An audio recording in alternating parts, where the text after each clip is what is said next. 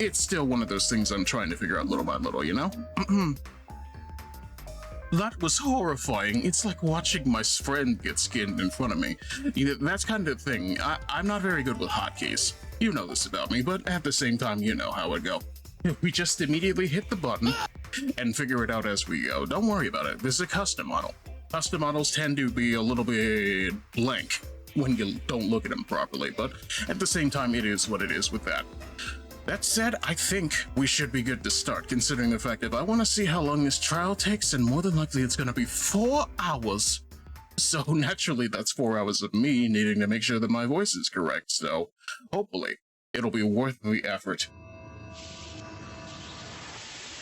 Because frankly speaking, I'm also over here just going, wow, Necomorgue, what is this thing? But even still, that being said, for the most part, we are right where we need to be in terms of what's going on over here, but I also have something funny to show you, so give me a second. So, I finally took my due diligence and looked into the bonus content. Apparently, I can get phone straps. Apparently, there's a phone strap of Reyes in a bunny suit, which, you know, it's just like, I can't help but think it's incredibly funny about the idea that, for some reason, Morgan would have a phone strap of the girl who hates her that much.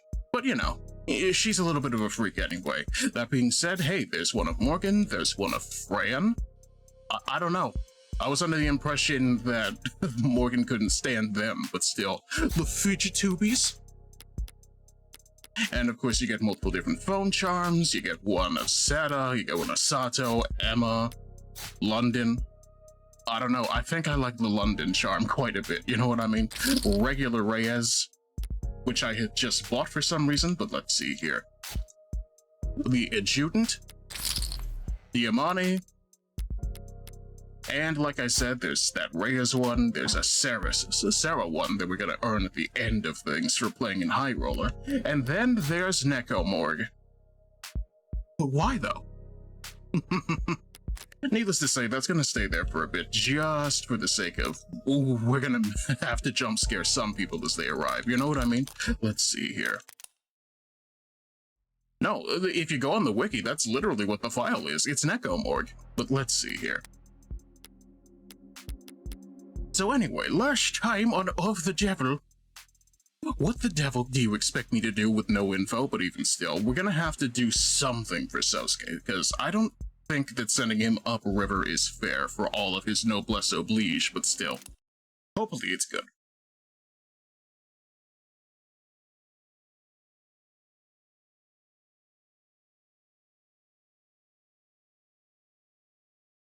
Also, you know, there is the idea of, hey, look at that. He's a handsome-looking dude. We're gonna make sure that handsomeness works out in our favor, you know what I mean? Don't show up to the court in your regular clothes. We should have bought that man a suit.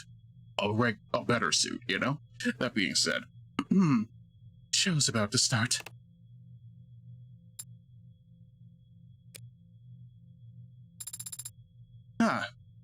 I just remembered.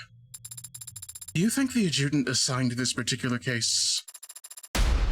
Obviously, it's gonna be me. Obviously.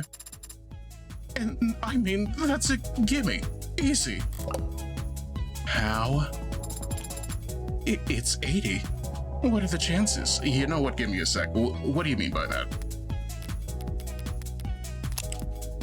Alright, let's see. Centimeters, kilograms, automated dependent, adjutant, likes mountain air, gymnast, luxury. Dislikes happy couples who ask you to take their photo. On pineapple, on pizza until proven guilty. Shopping carts always returned. Favorite quote, but he who is out without sin play first or draw first. You know what? I'm gonna give her a little bit of credit in regards to the idea of putting your cart in the cart return, because I'm gonna keep it a buck with you. I've seen that way too much as an adult, and it bothers me, you know what I mean? Just put the cart in the cart return. It's next to your car, for God's sake, but still. Let's see here. There should be at least 83 other personalities in that building, in the building's network. At least. Well, Your Honor, thank you for presiding so honorably. I do try. because it's a trial. I see we're doing this early. Tougher crowd than usual. And that's not counting all the grim monoliths standing tall out there in the gallery. Who died? 5 people, Your Honor. Yikes, what's the damage? 2 counts of manslaughter, 2 counts of homicide in the 2nd degree, and 1 count of homicide in the 1st degree. Buddy, you trying to set a gold split with all that? What's with the record-setting grind set? The prosecution stands ready. So shall we begin? I will have to really figure out a voice for 80, but I want to believe that she sounds like, oh yes, I don't believe you understand. I am the president. No, let's see.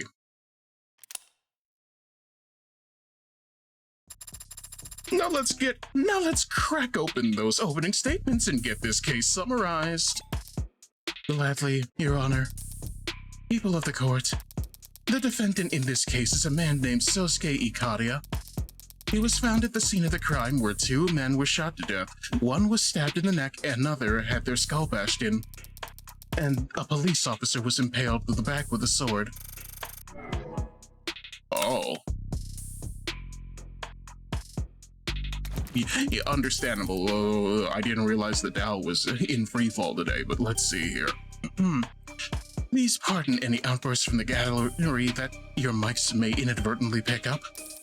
Now, I understand that the scale of violence on display here today may intimidate you, but I want to stress to all of you that your responsibility here today is neither taxing nor complex. You will hear testimony, you will be shown evidence, and all of it will point towards the truth that the defendant is the only individual who could have possibly committed these crimes. That is a simple fact, and the only one you need to concern yourself with. Ooh, she's as cold as ice, but every ice age beckons a kindling. For ashes call to cinders and embers form champions. Defense is ready, Your Honor. Emma did stick to cold logic, so if I follow her with more of the same, it'll end up falling flat. This gallery will never warm up to us. But that can work to our advantage if the jury comes to see these cops as witch hunters eager to start a fire. Use the most outlandish words you can. Okay, fair enough. Let's see here. It's not like Masters never taught me anything. You know how to do the razzle-dazzle. My fellow citizens, you were brought here today because an act of violence took place that could only be described as... yes, Aku, the evil shifting master of darkness, unleashed an unspeakable evil upon the people. Unspeakable. I should know. I was there. I saw the blood on the ground, the bullet holes in the walls, felt the... I do like malevolence. The horror. But let's see. I do think horror sells it a little bit better. Malevolence may be a little bit too debatable. Never mind, I'm stupid. Let's see here. Felt the horror that radiated in the air. And I also saw where my client was held prisoner. And I knew exactly where he must have stood because his sweat and blood had stained the tile. My client, a decorated veteran, the man you see standing next to me here, not even fully healed from his... torture, obviously. From his torture, was taken into police custody with lacerations, bruises, internal bleeding, broken bones. And while he was in police custody, he somehow sustained a black eye, a busted lip, a broken nose, and a boxed ear. I like how Emma's over here just like laying it on a bit thick, aren't you? But still. A puzzle which I'm sure any one of the officers in the gallery today would be happy to testify about. You're gonna let her say that? Yes. You want me to object to that opening statement? Much, much is resting on the outcome of this trial. 5 men lie dead in the morgue. One of them a police officer, Tariq. Don't speak his name, you mob lawyer bitch. Hang him up. Hang her too. This is... Hey, we like to have fun in this courtroom. Put on a good show. But that's because we're on stage. Any more outbursts from the gallery and I'll clear the entire room. You can all watch the rest on your phones, or peek through the keyhole like a bunch of sweaty-looking loos. Sweaty-looky-loos. Counselor, let's wrap this up. Yes, Your Honor. The fact of the matter is, on any night, my client was not in any condition to kill anyone. Not 4 hardened criminals, and certainly not a trained police officer. And nothing about my client's background, his associations, or that of the victims can change that fact.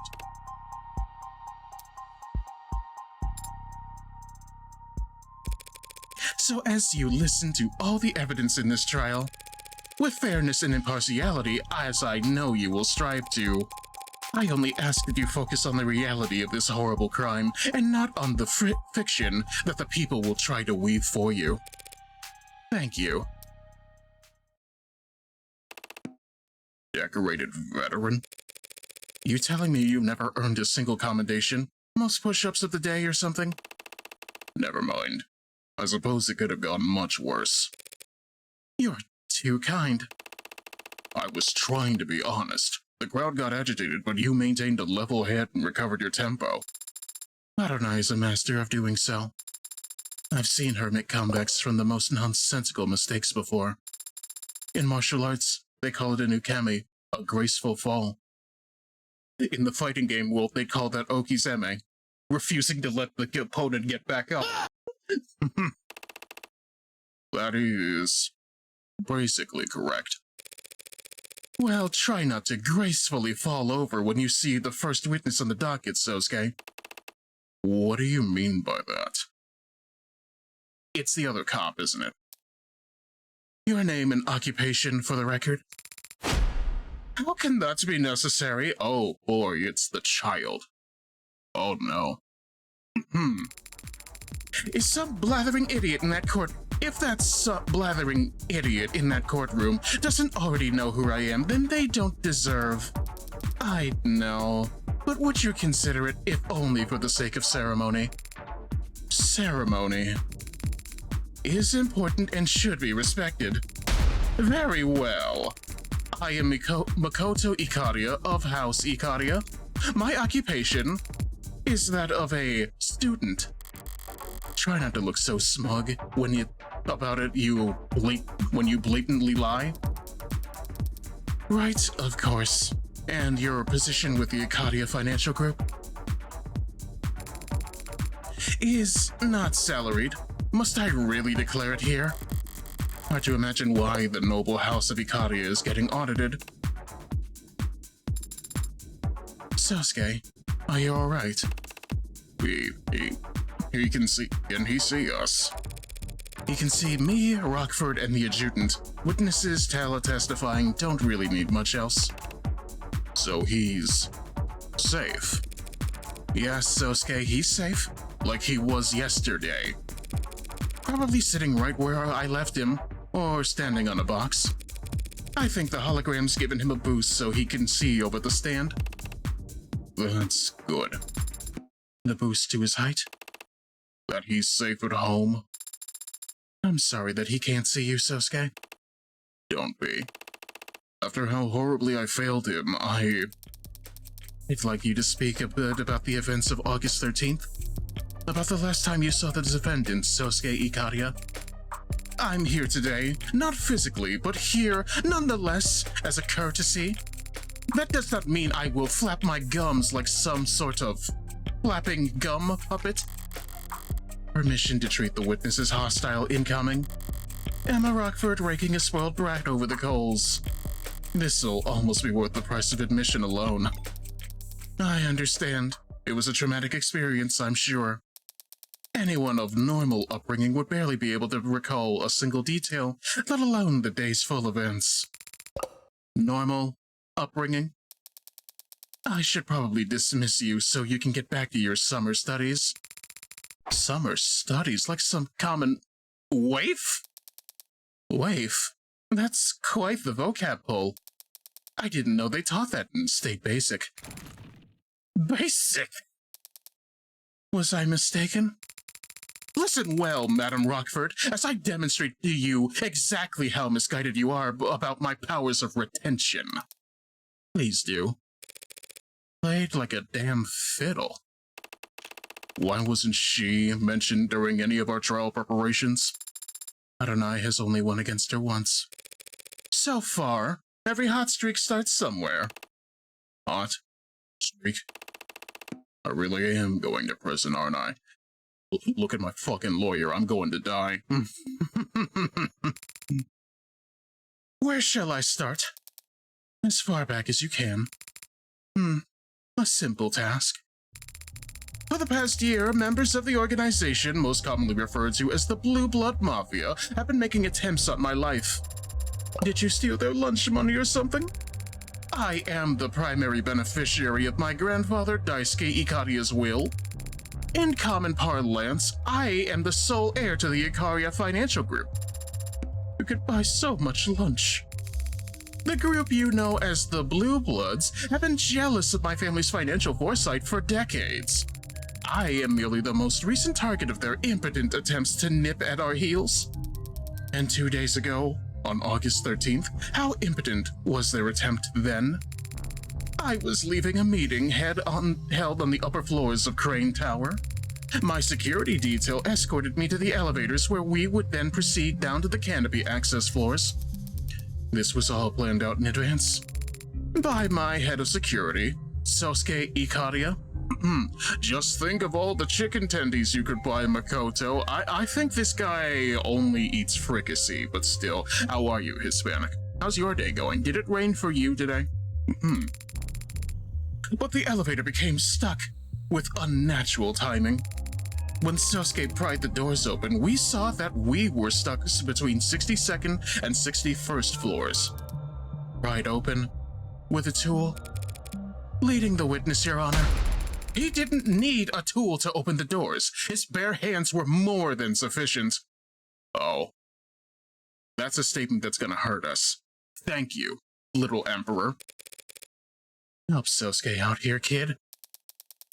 We submit into evidence the defendant's Akita Type 2 military-grade spinal mod, designed to enhance strength, endurance, and reflexes for high-intensity combat scenarios. Akita? Like the dog? But let's see here. Yes, sir! It is so admitted. What happened next? The decision was made that we would crawl out onto the 64th floor and head for the service elevators. But once Sosuke and I exited, the elevator started up. It was a trap. We had been cut off from the rest of my detail. You were isolated and defenseless. That must have been... hardly defenseless. You really think my personal head of security wouldn't be armed?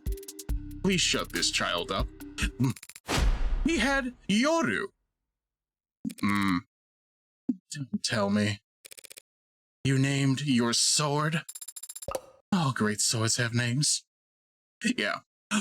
Next you're gonna tell me that you yourself are a disciple of Hattori Hanzo, Sarah, but still. Thank you, Sarah. Very well put. Let the record show that the witness has identified Exhibit B3 as belonging to the defendant. This sword was recovered by the police in a known Blue Blood den in the lower wards, found impaled into the body of Tariq Chopin. And forensics has shown that the only fingerprints on it are those of the defendant. There's still time for you to disown it, Sosuke.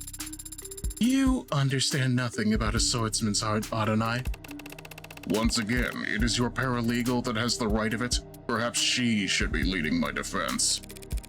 If this somehow turns into a fencing competition, I'll gladly defer to you two. So you, Sosuke, and Yoru were on the 61st floor together. What happened next? When we arrived at the service elevator, Sosuke called them, and then they made a chime. And I didn't clearly see much of what happened next, to tell the truth. Figures emerged from around the corners. They were aiming weapons at me. A red dot shone at my chest. And then Sosuke was there, and a needle was sticking out of his arm. Yoru glinted. Sosuke had drawn it in the blink of an eye. Something glanced off of it and dropped to the floor. I saw a syringe at my feet. Yoru's sheath was thrust into my arms, pushing me back into the elevator, and I landed on my rear. That's clearly a key piece of testimony. Let's play it back 5 times. What matters is that he pushed me back into the elevator with Yoru's sheath. How I landed is irrelevant and should be stricken from all public records. The only other thing I saw was Sosuke's back. He slammed his head against the elevator's control panel, and then the door shut. That's the last time you saw the defendant. The decision was made that I should get in on a VTOL as soon as possible. But much of my detail stayed behind me to assess what happened. Yes, they were very helpful to building security and recovering Exhibit 5C, this hypodermic needle gun. What kind of bonehead would leave evidence like that behind? A bonehead in a rush, perhaps, Your Honor. It does appear to have exhausted its gas canister, so it may have outlived its usefulness. I take it this weapon is a match for the projectile needles found in the room where my client was restrained. Correct. Others exactly like them were recovered from the scene of the ambush as well. Makoto, did you see the faces of the men who attacked you? All too clearly. I can tell you every detail from their rough-shod countenances. That sounds like a good bit of testimony. Let's see here. We got needles, the sword. A pineapple head-like man in a raincoat-clad hooligan came at us first. They aimed at me, but Sosuke got between us and blocked every shot. With Yoru, he could have closed the distance, but then a dark-eyed scoundrel appeared from the right. And a man with a ridiculous pompadour took advantage of that distraction. I'll never forget the faces of those cowards. They tried to kill me. So, whatever happened to them afterwards, I'm sure they deserved it. Makoto is putting his talents out for hyperbole on full display. I'll have to fact-check his description to get the ball rolling. I mean, he couldn't have blocked them too well. I mean, Sosuke did get shot in the arm, but let's see. A pineapple head-like man in a raincoat-clad hooligan came at us first. They aimed at me, but Sosuke got between us and blocked every shot. Fine, effective regardless of mods. Man, fuck it. What are you even trying for, counselor? Just checking to make sure you're on your toes, that's all. That sounds like BS. I don't believe you. Overruled. Ow. Luckily, I have plenty of chips to make this work. Let's see here. What were you going for, Adonai? I'm trying to point out Makoto's understanding about the nature of the attack. I just need to find a way to show it. Well, actually, no. They did try to abduct him rather than kill him, so there is something to that. Let's see. Pineapple head man, they aimed at me, but Sosuke got between us and blocked every shot. With Yoru, the man with a ridiculous pompadour took advantage of a distraction. I'll never forget the faces of those cowards. They tried to kill me. There we go. They didn't kill you. Those are non-lethal needles.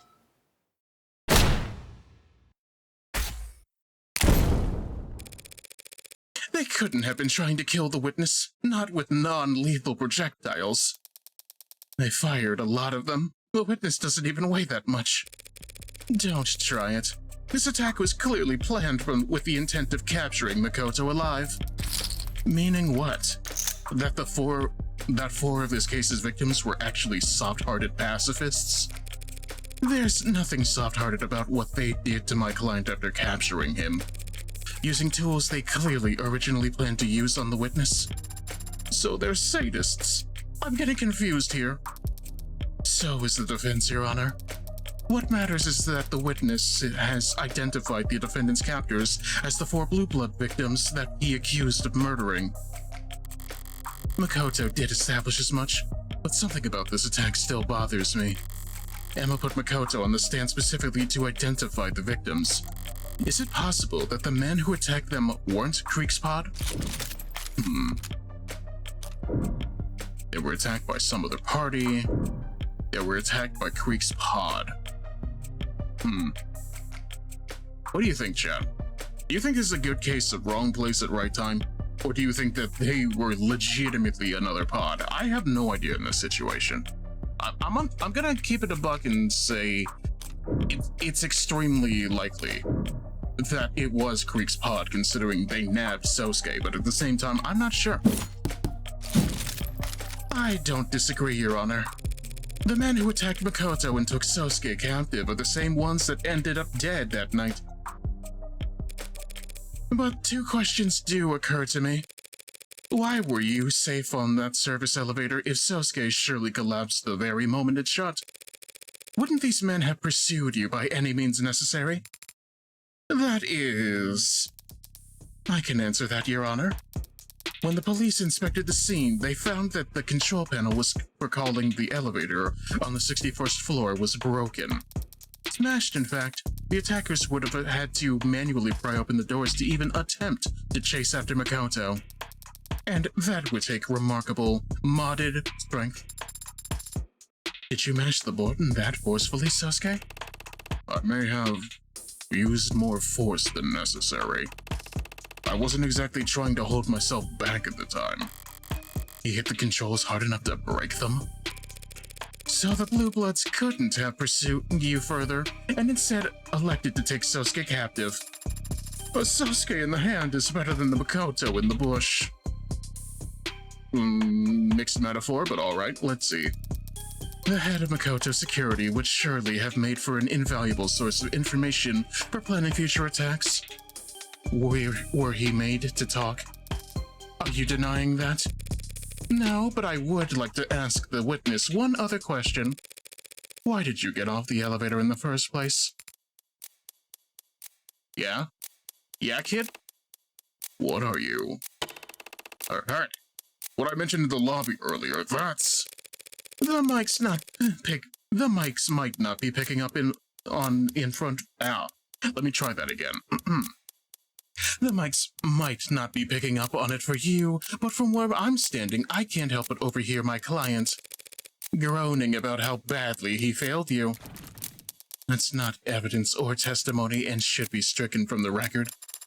But we get the idea.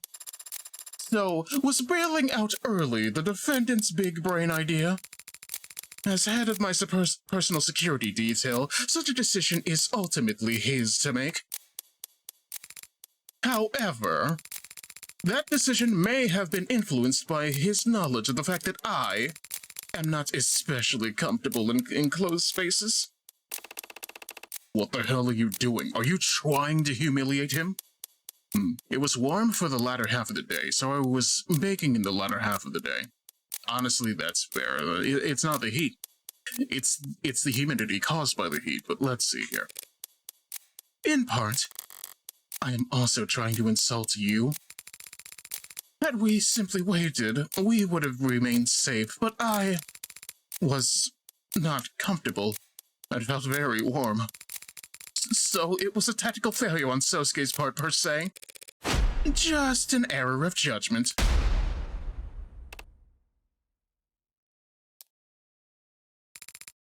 Counselor Morgan. What's up? You can disconnect the call if... Ask me another question. Ask me about how bravely Sosuke defended me. Oh. Oh boy, he loves his hound, I see. Huh. So that's your angle.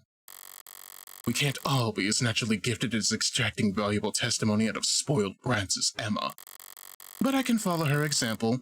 insult their pride, and these Ikariya snap back as reliable as any knee-jerk reaction. And in Makoto's case, with infinitely less resistance than if I had simply asked him to testify. It's usually the lawyers who do the asking and the witnesses who do the answering. This is not very realistic. We ask the witness to testify for the court in more detail about exactly how valiantly Sosuke fought off the attackers. And I guess the people don't object, even though it seems super extra? No, the people don't object, Your Honor. Emma's playing passively. Either I'm onto something here or I'm walking into a trap. Screw it. All in on the former. Alright, let's see. Needle guns, med records, needles. Can I read the med records? Sosuke was outnumbered from the beginning and protecting me the whole time. It didn't matter that we were ambushed or that the Blue Bloods had projectiles. Sosuke took up Yoru in both hands and swatted their needles out of the air like a graceful swatter. He fought off 4 attackers and without sustaining a single injury. Mock him if you dare for being captured. But that's not a failure, and by any general's definition of the word. Hearing Makoto describe Sosuke's heroism is almost more impressive the second time. He definitely fought without a care for himself, and there's evidence to show it. Sosuke was outnumbered from the beginning and protecting me the whole time. It didn't matter that we were ambushed or that the Blue Bloods had projectiles. Sosuke took up Yoru in both hands and swatted their needles out of the air like a graceful swatter. No. He did get shot. Let's see. I hate it here. What is that supposed to prove, Your Honor? Do you even have to ask? I certainly do. And I'll make you pay for forcing my hand. Overruled. I need to focus on pointing out Makoto's misconception about how Sosuke took action. Let's see here. Needle gun. Med records. Needles. Let's see. Alright, outnumbered from the beginning, protecting you the whole time. Didn't matter that we were ambushed or the Blue Bloods had projectiles. Let's see. Sosuke took up Yoru in both hands and swatted their needles out of the air like graceful swatter. I wanted to call on that, but no, the needles were there. Regardless of mods. This won't work, but let's see. Yep, proof enough.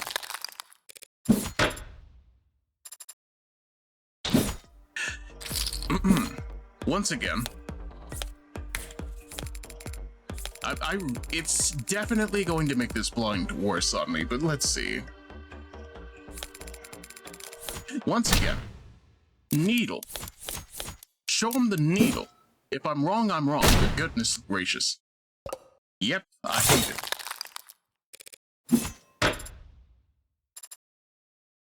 Alright, let's try this again. Let's see here.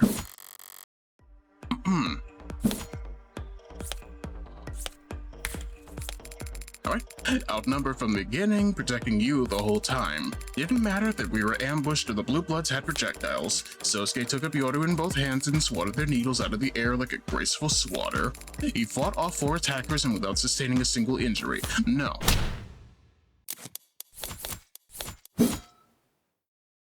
Medical record.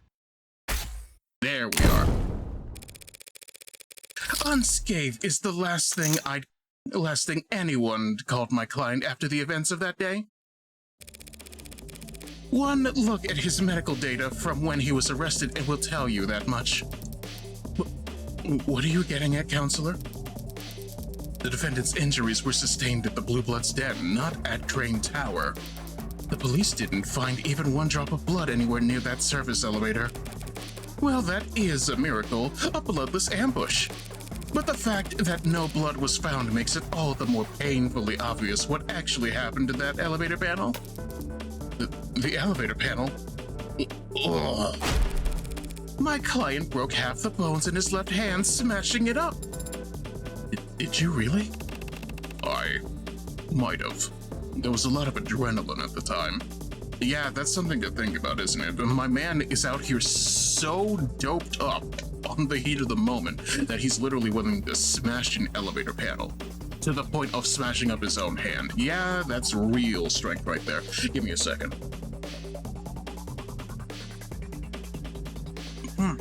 It's actually hard to keep switching voices like this. I need to work on that. Did you not form a proper fist? Was your wrist not in alignment with your forearm? As I said, Sarah, there was a lot of adrenaline. Do you deny that his medical record clearly shows his left hand was broken? Your Honor, what does it matter the defendant broke his left hand closing that elevator? It changes nothing about the witness's testimony. I feel like it has to be raised on account of the fact that my man was injured, but let's see. Of course it does. Oh, so. Try to think before you speak, counselor. This adjutant has enough trouble staying focused as is. Well, it may be true that this wrinkle doesn't change the witness's testimony, but it does change the nature of the evidence you had him identify for the court. The katana. Yoru. Yoru. Its name is Yoru. We get it.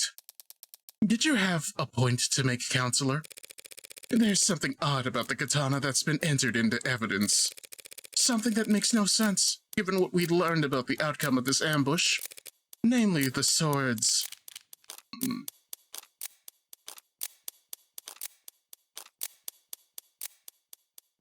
I genuinely do not know. Let me see here. Can I actually look at the katana? Let me see here.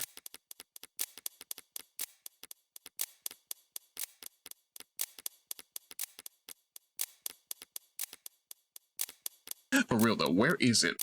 Let's see. Needle gun, rattling Sosuke sword, alright. Bladed weapon found at the scene of the crime, impaled it in the torso of the victim, Jerick Chopin. The steel is chipped at several points, especially the tip. Identified by Makoto as Sosuke's personal sword, Yoru. Taken along with Sosuke down to the lower wards following the ambush on Makoto. Fingerprints, handle, the right hand, Sosuke Ikariya, no other prints found. Blood residue with various points of the blade match. DNA victims, Chopin, Miller, and Trey. Another murder weapon. I had to wipe prints off before taking my leave. It was indulgent trying to take Trey's head off. It wasn't my only indulgence either. I must have gotten Miller's blood on the blade's tip when I dragged it across the floor. So either it's the chipping or the blood. I'm gonna go with chipping because, you know, stabbing and all that. The sword's been chipped. How could that be the case? When Sosuke's a master swordsman, I wouldn't go that far. Also, master swordsman isn't a real rank. Our swordsman rank, then? Well, there's the strongest swordsman in the world, and then there's everyone else who has ever picked up a sword. And then everyone else who's ever picked up a sword loses to them. 0 death. Apologies, Your Honor, for enabling your outburst. Yeah, I'm not gonna lie to you. How do you power scale a swordsman? But let's see here. What I meant to direct the court's attention to was the fingerprints that were found on the sword's handle. Fingerprints belonging to Sosuke's right hand. You're contradicting yourself, counselor. We already discussed how it was your client's left hand that he broke closing off the elevator. There's nothing contradictory about him using his right arm to wield the blade. It can be like this because Sosuke has 2 hands. The people are correct. The sword found at the scene of the crime has my client's right hand fingerprints on its handle. Despite the fact that the witness just testified that Sosuke was swinging it with both. Like a graceful swatter, specifically. Oh yeah, he did say that. So did the little tychemist, remember? It was a chaotic situation where he feared for his life. The court should hardly expect him to have kept track of such an inconsequential detail. Have you already forgotten my magnanimous powers of recollection? Her tactics from earlier backfired. I'll have you know, I can recite all my subordinates' birthdays down to the hour. Write them all down so I can calculate their moon signs later. It doesn't matter whether the witness is mistaken about Sosuke's grip, Your Honor. Because we have a much bigger issue to address. Why this sword has only one of my client's fingerprints on it. Makoto testifies that Sosuke wielded this katana in his defense. An act of bravery that ended with my client face down on the floor of Crane Tower. He later woke up, held captive in the lower wards. I'll state the obvious here and say while he was unconscious, he was moved. And so the sword we have in the record must also have been handled by... Chopin, Makoto, Reek. Yeah, that seems like the most obvious answer. Our poor victim, Creek, of course. What do you mean? Sosuke was knocked unconscious at Crane Tower. That means that someone else must have brought his sword down to the lower wards. And the only people who had the opportunity to do so would have been his captors. You mean his victims? Withdrawn. Yeah, what do you mean by that? Either voluntarily or in response to an objection sustained by a judge, attorney may withdraw their comments. Officially, juries are to disregard any comments that have been withdrawn and should not take them into consideration when evaluating the evidence, witnesses, or charges laid before them. Understandable. You can't say anything now. Let's see here. The defense is forgetting a fairly simple fact, Your Honor. There's more than one way to hold a sword. A worm? In case the defense needs it clarified, we could have simply held the sword by its scabbard. Incorrect, because Makoto had the scabbard. Let's see. That's not possible, Your Honor. Makoto has already testified that Sosuke left the sword scabbard with him when he thrust him back into the elevator. Yoru's sheath was thrust into my arms, pushing me back into the elevator, and I landed on my... rear. I see. And since a cursed sword can't be resheathed until it's tasted blood... Yes, Your Honor. Very well said. We would have found the scabbard at the Blue Blood's den if Creek or his men had taken it with them. Instead, I imagine Makoto took it home. You think he took the key evidence from his own assault and kept it from the police? Of course I did. Well, there you go. Baby boy incriminates you now. Let's see here. As if I would trust officers of the law to properly handle a family heirloom as precious as Yoru's sheath. Impressive insight, Adonai. But what does this actually mean? Is there some mistake with how the evidence was handled? There's no mistakes here. This was all done with intention. The intention to frame my client.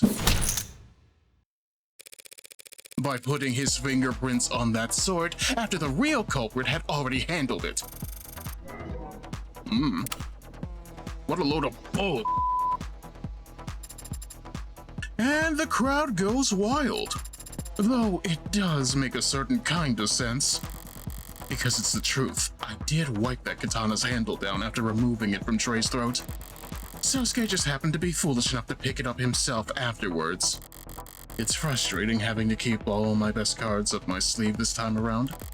But the look on Emma's face when I do get to toss them out is... oh. The people are more than ready to counter, if it pleases the court. Oh. The defense has made an admirable effort to barrel ahead with this theory. Admirable, but predictable. With the foundation this week, charging ahead and hoping the court won't notice is the only option. Let us speak of the facts. This Creek character led a targeted ambush on the heir to House Ikariya, knowing he'd be guarded by a full security team. The Blue Bloods successfully sabotaged and intercepted Makoto's elevator at the precise floor they wanted, meaning they knew exactly where he'd be and when. And they brought with them drugs capable of disabling a veteran with military-grade mods. planning and attention to detail may be foreign concepts to the defense, but they show that they should at least be able to recognize them. So, is the defense seriously suggesting that after all that preparation, Creek's pod wouldn't bother to wear gloves? I'm glad you asked so nicely. Recover from Crane, KO Sosuke's Katana, blood from Trey, Chopin Miller, leader of Blur, second shot, second with the last dead. I'm genuinely not sure on this one. Let me think for a second. Let me think for a drink, let's see. My brain wants to say that it's more than likely the needle gun, but also this one also has blood from Trey and Miller on it. I'm not sure. We could say the sword, but then again, it's also low-key something I don't fully think will actually help, but let's see.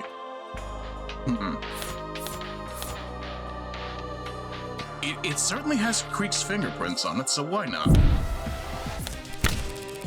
We don't need to speculate about whether they wore gloves or not. Not when we have Creek's fingerprints on a weapon recovered from the crime scene. That is a pretty good point, actually. Guess these guys were sloppier than we thought. Those blackguards were barefaced when they attacked us. Idiots. If they thought, as if there wouldn't be repercussions for their actions, they could have done, the least they could have done was disguise themselves. Strike that from the record, Your Honor. Along with any future comments that suggest that the Ikariya would want revenge against these victims. I was only speaking the plain truth. Creek was their leader, correct? Even if Creek was wearing gloves, it's hard to imagine that none of them got prints onto Yoru. Unless the sword was indeed wiped down at some point afterwards. Like right around the time the true culprit was looking for Sosuke to take the fall. It is a spicy theory. It's just that, Your Honor, a theory. A far-fetched, unstable theory that stacks presuppositions upon each other. Like a flapjack chef substituting quantity for quality. Whoa. I'll rephrase. You think Emma had breakfast today? Let's see here. This inconsistency is easily answered without jumping through the defense's absurdly arranged hoops. That's a little better. We already know that the Blue Bloods had successfully taken down the Ikariya's head of security. And we already know that they went out of their way to take the defendant captive, despite him not being their original target. Furthermore, as the defense has belabored, we know that they decided to take a useless piece of steel with them from the scene of the crime. Useless? If we ask why, the answer is obvious, because orcas are superstitious and immature. They wanted a trophy, and what is there to do with a trophy? Other than polish it. The cloth from Creek's desk? I knew she flagged it in the arcs for some reason, but she thought this many steps ahead? The defense is correct. The sword was wiped down before Sosuke took it up as his murder weapon. By the very same victims he'd go on to claim it with. That is a completely logical explanation, damn it! How do we respond to that, Adonai? We don't. I can't. It makes perfect sense. So, does that mean that she described what actually happened? Not at all. I wiped the sword myself because my prints were on it. Same as I wiped my prints off every other. Right.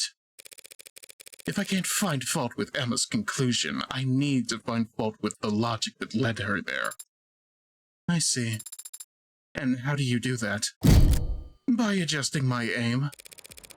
As the people say, Your Honor, no one's fingerprints but my client's are on the murder weapon. That only makes sense if he's guilty, or being framed. And there's no evidence to suggest that he's being framed, because his captors had valid reasons for wiping off the sword. That's true, they did have a good reason to wipe off the sword. But that's not the murder weapon I'm referring to. The gun, the broken bat, the magus.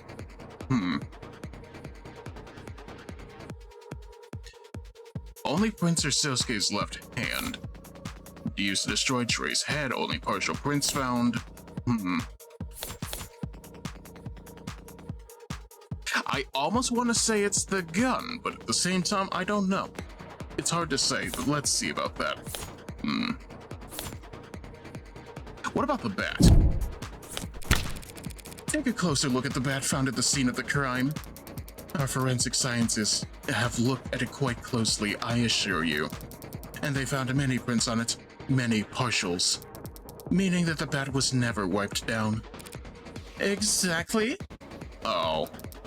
Exactly nothing. Can't even claim that was a foul. You know what, you're entirely right. Hello, Kyo. I hope you're holding up all right. Me, I'm over here just going, yes, why is my head so low? But you know, even still, regardless of that, we're kind of over here trying to analyze the concept of evidence. Let me see if I can get you that scripture redeem in the moment. Let's see here.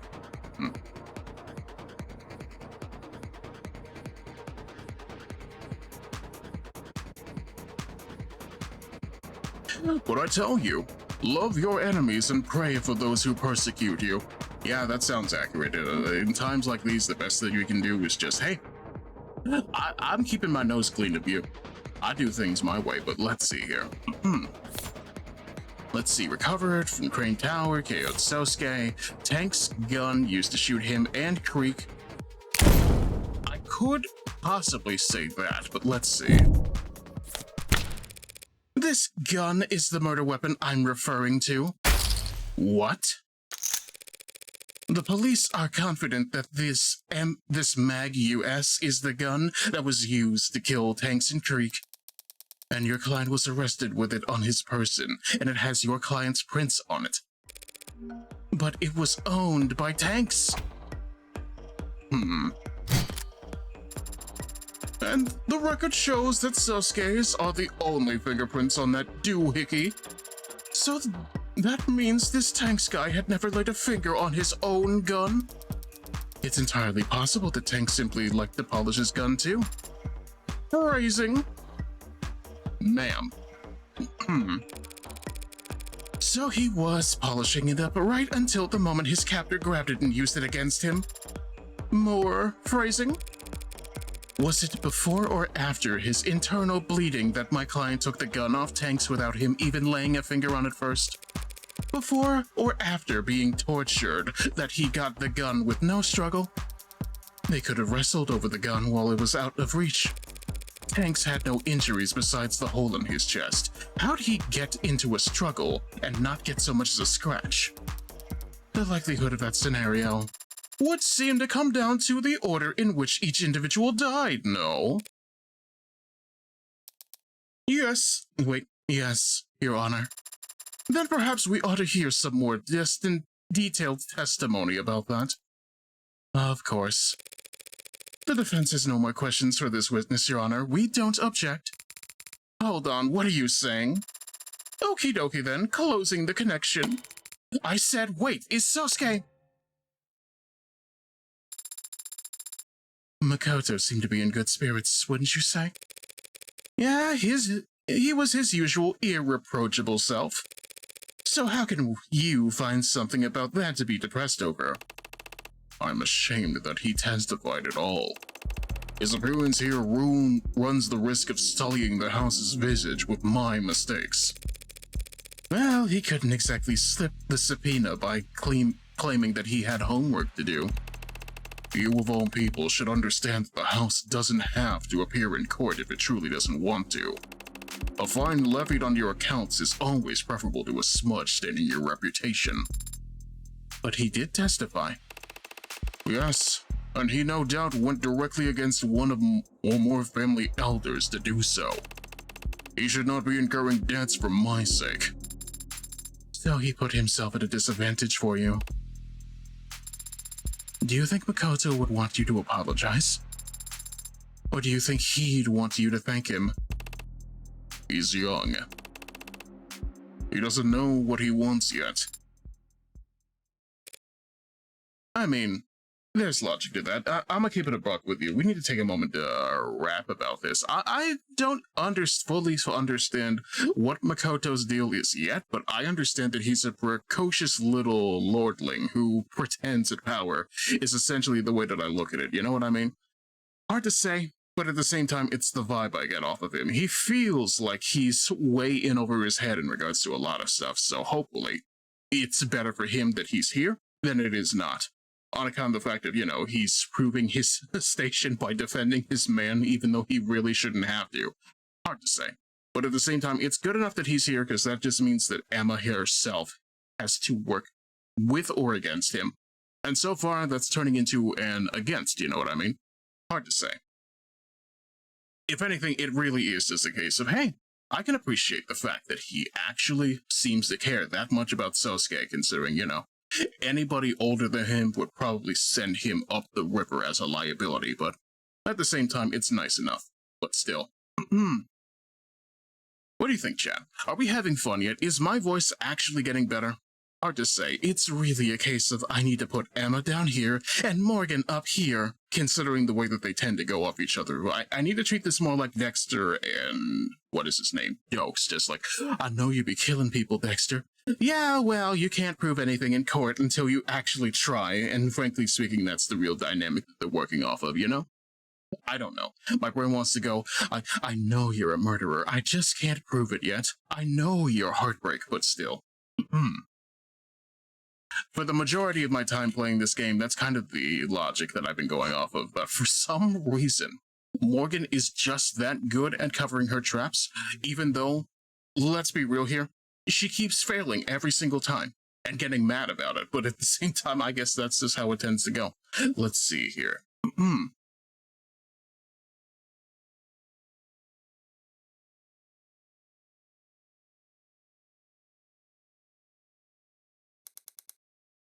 Yumi Sato, medical examiner. Yumi. Sada. Dr. Sato, we're very grateful for your work sorting through the large number of reports related to this case. Yeah. 5 bodies, all high priority. Had my head underwater a good while there. We'd prefer not to tax you with repeating every grisly detail. But if you could, would you please walk the court through the time of death for each victim and the manner in which they were determined? Right. From the top, Onkerton, aka Tanks, had a mishmash of street legal and chop shop mods along his forearms. None of them were particularly up to date, but they were all working, and they did monitor his heart rate. Tanks' heart stopped at 9:44 p.m. The cause of death was...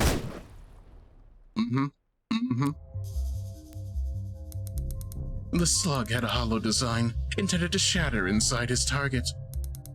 There's no mistaking that he was killed by his own gun, the Mag US, from a distance of 1 to 2 meters. Next up is Sungmin Shrey Trench. He also had relatively low-end mods installed, and they showed his heart stopping at 9:45 p.m. He died from exsanguination, blood loss, resulting from the laceration across his neck by a sharp metal blade.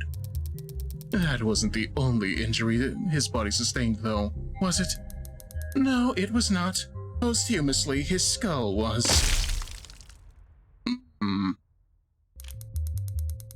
Heavens, Miller's smile received a puncture wound straight through his jugular vein. When the blade was withdrawn, exacerbating blood loss, he was likely unconscious, within seconds falling to the ground. Miller had mods, but he had eventually gone to great lengths to remove all monitoring tech from them. And he was not found with any electronics on his person. Using purely medical means, I narrowed his time of death down to a window of 10 minutes between 9:40 and 9:50 p.m. Even though I killed him third and he was the second to die. That brings us to Creek. Yes, like Tanks, Lakers Creek Kristoff was shot once with a hollow slug from a distance of 1 to 2 meters. However, the slug penetrated just beneath their solar plexus and failed to completely shatter when it impacted a low-end spinal brace mod.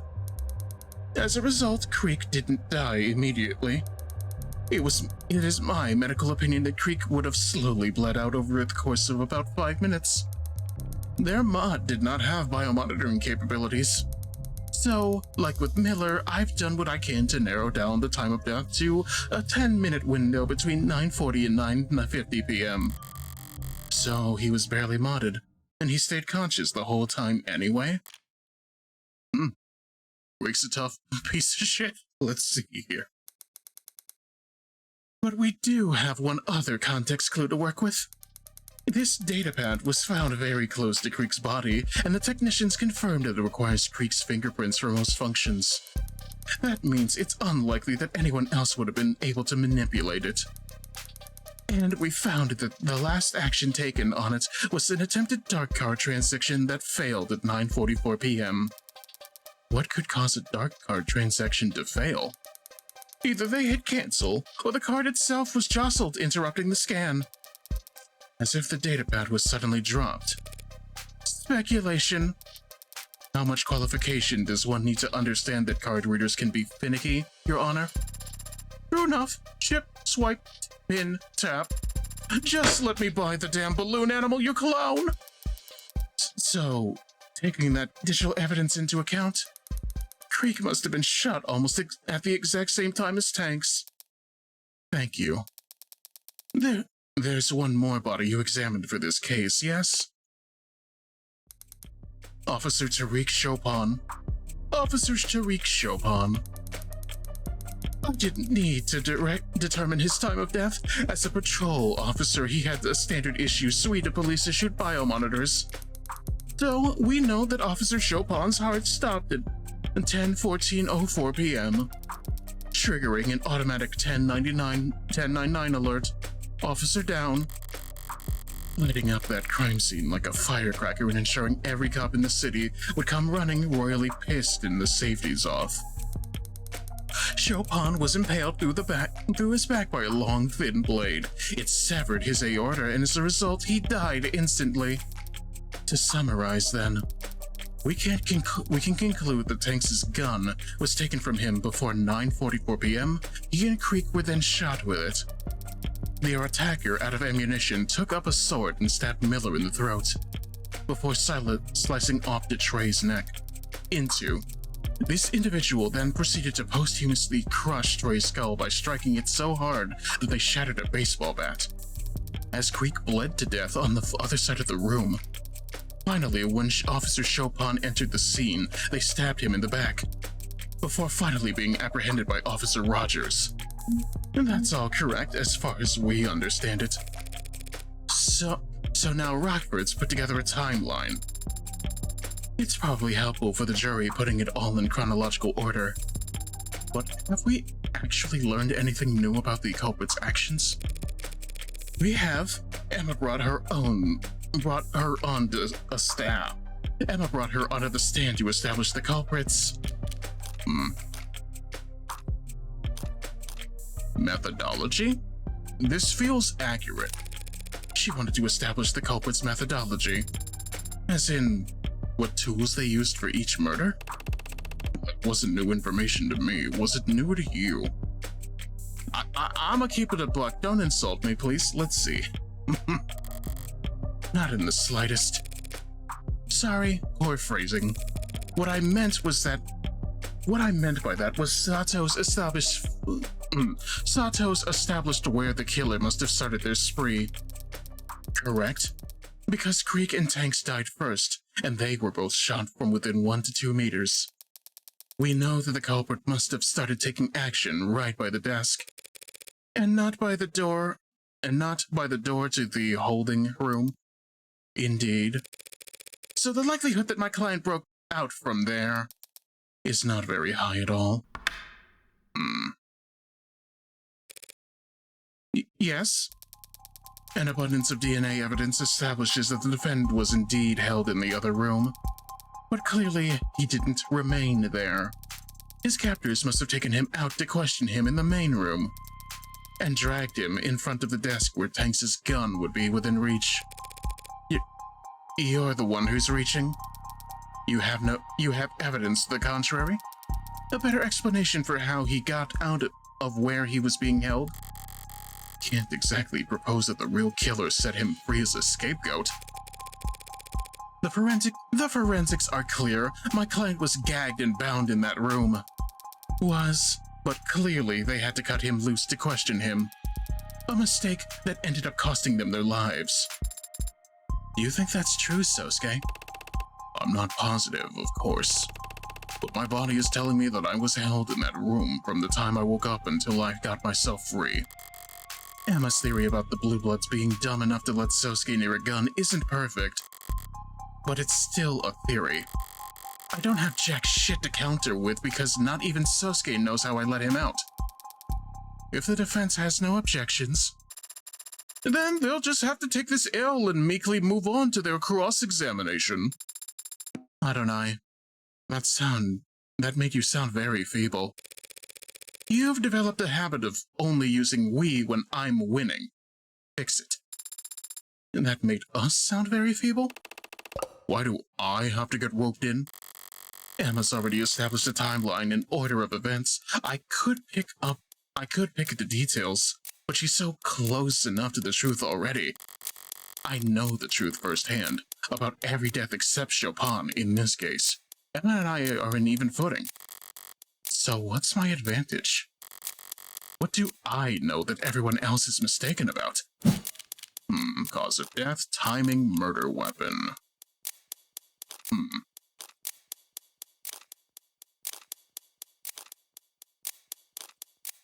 Honestly, I need to think about this. Let me see here. Broken bat, let's see here. Cheap wooden bat used to bludgeon Trey's skull. Splendor, he was borrowing Sosuke from exiting the other room before Trey's eyes. Understandable. Let's see here. Causes of death. Let's see. Murder weapons. Let's see. Alright. Tanks' autopsy. Where's Tanks'? There it is. Short barrel mag left firearm recovered from the scene of the crime, registered to Tanks, found on Sosuke's person when he was arrested by Officer Rogers. Fingerprint analysis gripped it in his left hand. No one else's fingerprints are present. Modified to an illegal extent. Horribly gaudy, but it got the job done. Last I saw it, Sosuke's waistband. Yep, understandable. Let's see here. Sosuke's sword. The murder weapon. I don't want to keep guessing like this, but my brain wants to say it's either cause of death or the timing, but let's see here. And as we've already established, they pretty much got the cause of death down to the letter. The timing, however, feels a little bit off considering Creek was shot first. But, you know, we'll have to go with that. I'm sorry, Creek was shot second, died last, but you know. The timing of each killing off. And Creek took a while to bleed out, but that matters little here. Sato went to great pains to reconstruct all of their times of death, but she can't possibly know. The murder weapons? Right, the murder weapons. Everyone thinks Millie was stabbed in the neck by the katana. I'm the only one who knows my knife was there. There's got to be a way that I can use that information to my advantage here, without revealing that I have it or how I got it. I'm walking on a razor's edge here. At least it's thematically appropriate. The defense is ready to begin our cross-examination, Your Honor. Alright, let's see here. Dr. Sato, you were asked to examine all 5 bodies. Did you visit the crime scene?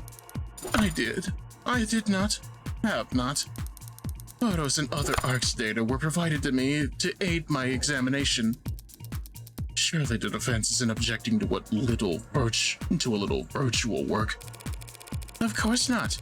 After all, had anything been added or removed from the scene of the crime scenes, the ARCS would show it. There's no fooling it once it's been set up. Let's see here. Blade wounds, though. Victims Trey and Miller were both attacked with a blade. Exactly how fast did they die? Trey had his throat slashed, and blood found on his hands suggests that he had time to reach up to his neck in response. But he would have quickly stumbled back and collapsed onto the floor dead. Miller wouldn't have lost much blood the moment his neck was punctured. For that kind of wound, the weapon acts as a stopper. But once that stopper was removed, he would have lost consciousness in mere seconds. And while the blade was still in his neck, if it was there for more than a second, he too would have reflexively reached up, presumably tried to grab the blade.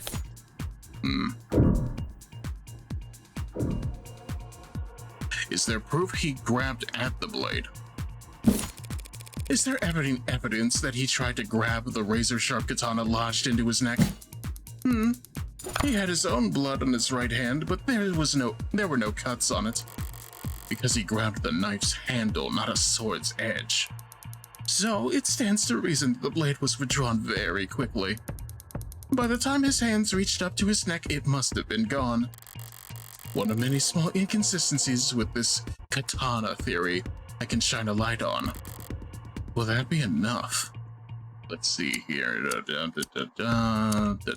Gunshots. 2 individuals suffered gunshot wounds. You found that both matched the Mag US firearm that's been entered into evidence. I did. Shrapnel is by nature unpredictable, but the scale of destruction does make it very hard to mistake for anything else. Didn't exactly learn anything new there. Couldn't the shrapnel be there already? I don't believe that. Let's see here. Chopin's cause of death, though. Could you speak a bit more about the manner of Officer Chopin's death? Well, to reiterate, his body was found with a katana struck through his back. It had punctured his heart, killing him. There was massive blood loss at the scene. At least in part because the wound in question was agitated, I suppose I'd say. Let's see here. What does agitated mean? What do you mean by agitated? Honestly, as though after impalement the blade was moved around inside the wound, as if it had become stuck and was somehow struggling to remove it. London mentioned that Sato found this wound odd, but to hear specifically say the blade had become stuck? That's interesting. The katana stab, though? Stabbing Miller's neck so precisely and so fast, that would be quite the feat of swordsmanship. Stating a conclusion, Your Honor. Comments withdrawn, quick as a blade. Have you ever seen a stab wound like that one that killed Miller, inflicted by a long blade, and wielded in one hand by a man experiencing heavy blood loss? No, I can't say that I have. Now, whether that maneuver is impressive or improbable, well, I'm a doctor, not a fencer. And Sosuke doesn't own a rapier. Does the katana fit the puncture wound? Yeah, I'm not gonna lie, that is something I might want to press on. Did you find that the stab wound on Miller's neck fit the sword that the police recovered? Approximately. That doesn't sound conclusive. The entry wound is slightly smaller than I would expect for such a precise stab. The sword hand must have barely trembled, but it's within tolerable ranges. Furthermore, DNA on the tip of the sword is a match for Miller. Damn it, just because I happened to drag it across where his blood had dripped. And of course, there isn't any other implement at the scene that fits the wound better. No, of course there isn't. Thank you, Dr. Sato. I think I can speak for all of us when I say I found that very enlightening. Well, I'm glad I got that in one go, but you know, blackjack is hard. 21, I'll let it ride. But let's see here. Give me one sec. This is actually low-key kind of bothering me. Let's see. Moving on. Dr. Sato, you testified that Officer Chopin was impaled from behind. Did this occur on the spot where his body was found? Yes, it did. The body shows no signs of being moved. I'm curious then. What was there for the sword to get stuck on? Huh? Well, if Chopin was in the center of the room standing upright, I mean, it wouldn't have gotten caught on the air, right? Bone, perhaps? Surely you examined the wound inside and out? Did you see marks on his ribcage where the blade had caught? No, I didn't. Then it stands to reason that the blade didn't get caught on anything inside Mr. Chopin. It got caught on the floor. Pardon. You need to take greater advantage of the Arcs, Counselor Morgan. Learn to flip things on their head. Entire rooms, if need be. If you had, you'd see that there's a clear indentation on the floor that lines up perfectly with Mr. Chopin's wound.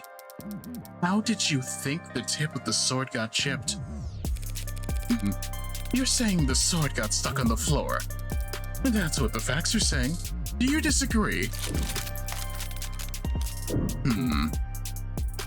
The sword could have gotten stuck on the floor. The sword couldn't have gotten stuck on the floor. I'm gonna keep it a buck with you. We weren't there. We don't know. But at the same time, it's hard to say in regards to that because, you know, Morgan actually struggled to get the thing to move. But, you know, hard to say.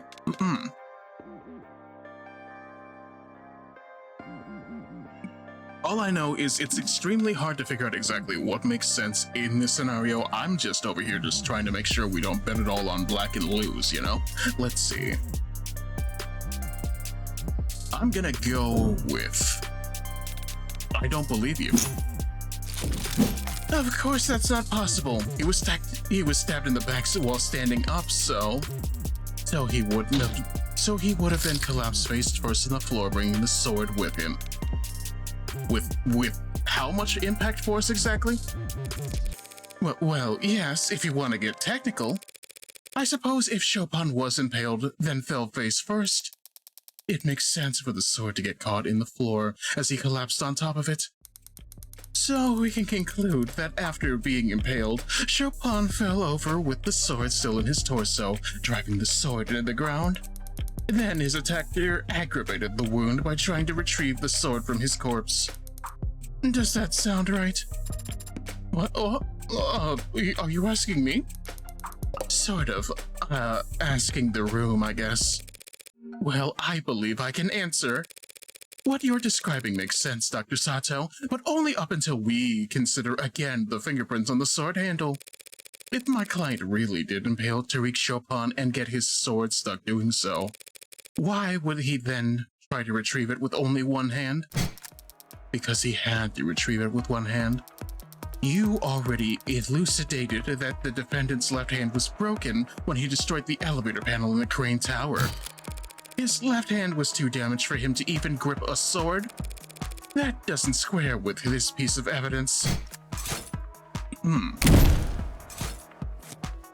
Alright, let's see here. Right from the handle, blood from Chopin, Tank's gun, dozens of injuries, left hand broken, as if from a punch? I'm inclined to go with this. Sosuke's medical records tell us a different story. And that story would be... Well, I don't want to spoil it for you. Hate it here. Let's see here. Weren't both his hands' fingerprints on the sword? Maybe? We're inclined to believe that only the right. It even said it was only the right. Let's see here.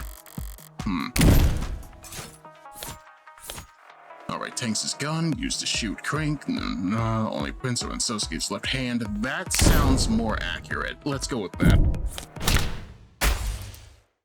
The Mag US. How could my client's left hand be too damaged to grip his sword, and yet also capable of gripping the Mag US? That oddity is hardly impossible to explain. We've already determined that the Mag US was fired twice before the sword was used at all. Firing such a weapon with a broken hand surely rendered his left useless. It is difficult to wield a sword with a damaged hand, isn't it, Sosuke? Historically, even the loss of a pinky on your non-dominant hand was considered enough to render you relatively defenseless. Is that why Yakuza would offer to cut fingers as recompense for offenses? That's right, Sarah. In fact, cut the chatter and save the history lesson. He had to pull the sword loose with one hand because his left was useless? Looking at all the forensics pulled from the katana, that's... Your Honor, the people claimed that my client had to use one hand to retrieve this sword because his other was disabled. But does this evidence actually suggest that? What do you mean? Forensics performed on the katana found my client's right hand fingerprints on the handle. But what grip are the prints a match for? Let me just give it a quick think here, and as I meticulously analyze the position of each finger... A normal grip. The grip is normal. Do you mean to say that the thumb is facing towards the blade, Your Honor? Well, yeah. But isn't it easier to just say he held it like normal? If my client only held the sword with his right hand normally, Your Honor, that would mean he held the handle like that even as he tried to jostle the blade free from the floor it was impaled in. Which is far from impossible. But if, Your Honor, the court has questions about exactly how the defendant was positioned when he was found standing over Officer Chopin's corpse, I believe the people's next witness will be able to answer all of them. That can only mean it's finally time to face off with the arresting officer. Chopin's partner. Very well. Then let us summon to the stand. What? What? Is that a family or given name? What? Yeah, I got one big ol' error right there, and it's a classic. Witness not found. Literally. He ain't here. What? What do you mean by that? What? He had hours to get here. What the hell could he possibly be? Our star witness is a no-show? Is this good news or bad news? Like hitting the jackpot on the world's sketchiest slot machine. Feels good, but you get the feeling that the staff is gonna make you pay for it. That idiotic! Pay for it when? Fine, I'll finish it myself. Right about now. Perhaps it's best then, Your Honor. We can save the court the trouble by wrapping up things here and now. The facts are simple, and the defendant has failed to refute them. Thus, the people call for summary judgment. Already? The defendant is the only one with his prints on the gun. He is the only one with his prints on the katana. His own employer testified to this court that he was attacked and captured by 4 of the 5 victims. He was found arrested standing over the body of a dead cop, before 2 more officers arrived and secured the scene. That must be Reyes in London she's referring to. As if, as the only living person left at the scene of the crime, there was no one else who could have committed these murders. She's on the tear, and I'd be lying if I said it wasn't entertaining. But it's only because she's on tilt. She was thrown off by her witness flaking, and it's caused her to overstep. It's fired off a lot of claims in quick succession. Which is the weakest one? Now where do I counterattack? Murder weapons, DNA evidence, only suspect, police testimony.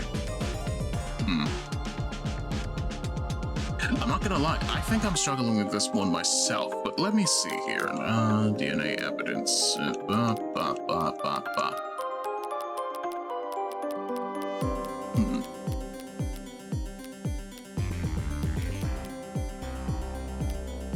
Honestly, it's genuinely hard to say DNA is part of that. The murder weapons is sketchy on account of the fact that nobody knows about the knife. Let's see here. Police testimony, they did literally beat him to shit in the holding room, but you know, let's see here. Actually, do we have the police testimony? Let me see here.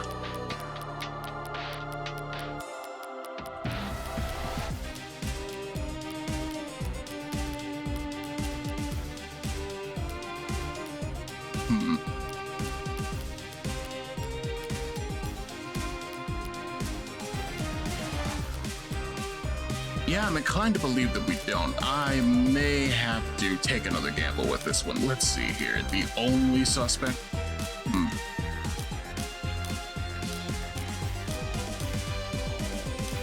I want to believe the police testimony is at fault. Let's see.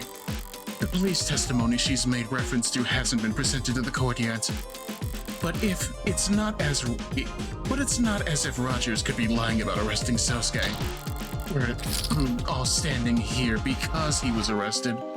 Only suspect? I mean, she just claimed that Sosuke is the only one who could have committed these murders. Wow. Thank you, Hispanic. You're on the ball today. Let's see here. She can't possibly prove that. She can't prove that there wasn't anyone else there that night because I actually was. And unlike her, I can prove the possibility of another party being present without having to reveal their identity. The people are mistaken, Your Honor. My client wasn't the only other person there that night. And there's evidence to show it. Let me see here. Cloth, red ink, broken bat, dark card. Yeah, did they dust the dark card for prints? I don't think they did. I'm gonna go with that. What is that? The dark card found lodged into Creek's datapad? That's right. The perfect payment option when neither you nor the businesses you frequent like attaching names to faces. We've already discussed that within moments of Creek's death, a transaction was attempted on his datapad. A transaction made using the dark card. But whatever for? Perhaps some of the handful of illicit substances that were found at the scene of the crime. Oh crap, yeah. Almost forgot. These guys were drug dealers. And drug dealers get customers, Your Honor. Customers that can be very temperamental when things go south. Are you trying to suggest that these killings were the result of a drug deal gone wrong? I mean, they sort of were. A drug deal made in person at a blue blood stronghold. Dark cards require a passkey and a fingerprint. The card would be useless if its owner wasn't physically present for the transaction. A transaction that might be abruptly cancelled if tensions boiled over. A potential buyer would likely have been across the desk from Creek. The same spot in the room that we established that the killer must have started their rampage. Good idea, counselor, but there's no meat to it. We know that Creek was using that datapad before he died, and we know that the dark card was processing a transaction at the time. But for some reason, you've made the assumption that he was selling, when the simplest explanation was that he was buying, using the dark card that he owned. The dark card belonged to Creek. Will you respond? I don't need to respond with evidence. I just need to point out that the flawed evidence she's constructed her argument upon. Let's see, what do we have to work with? Let's see here. Leader of Blue Blood Face, ID'd by Makoto, second shot, second to last dead. Found stuck in datapad, wiped of all prints, known only to rich criminals. Found on Creek's desk, Creek's, Chopin's fingerprints, recorded aborted dark card transaction. Yeah. Why would he make the transaction on his own dark card? What are you talking about? You really think that the datapad found at the scene belonged to Creek?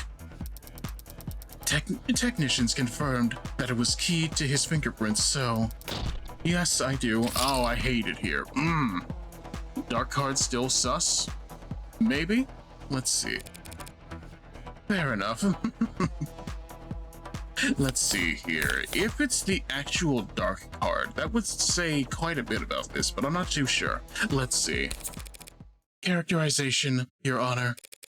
There are people claiming that the dark card in the evidence record belonged to the victim, Creek, despite the fact that it has no fingerprints on it either.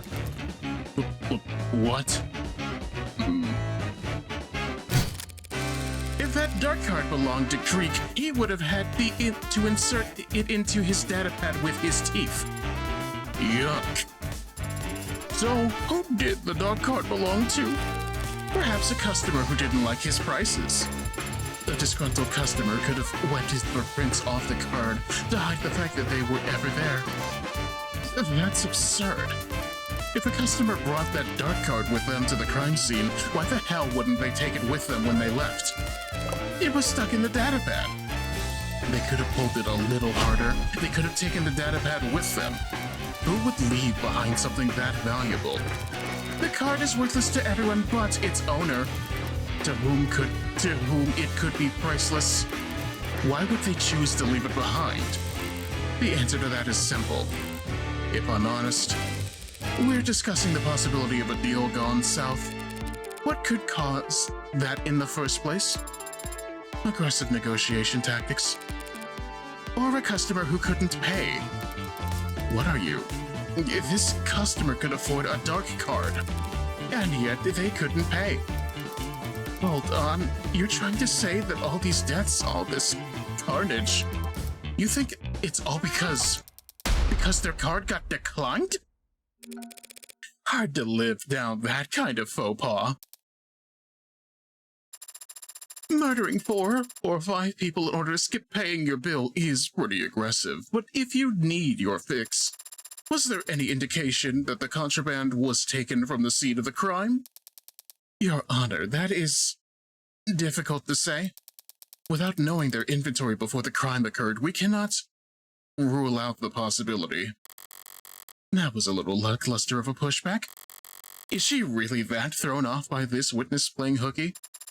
Well, I hate to do this because I love spending time with you all and having a physical body and being ensouled. But it does seem like I have to declare a recess while we wait. Perfectly reasonable, Your Honor. That's the most romantic thing I've ever heard. What?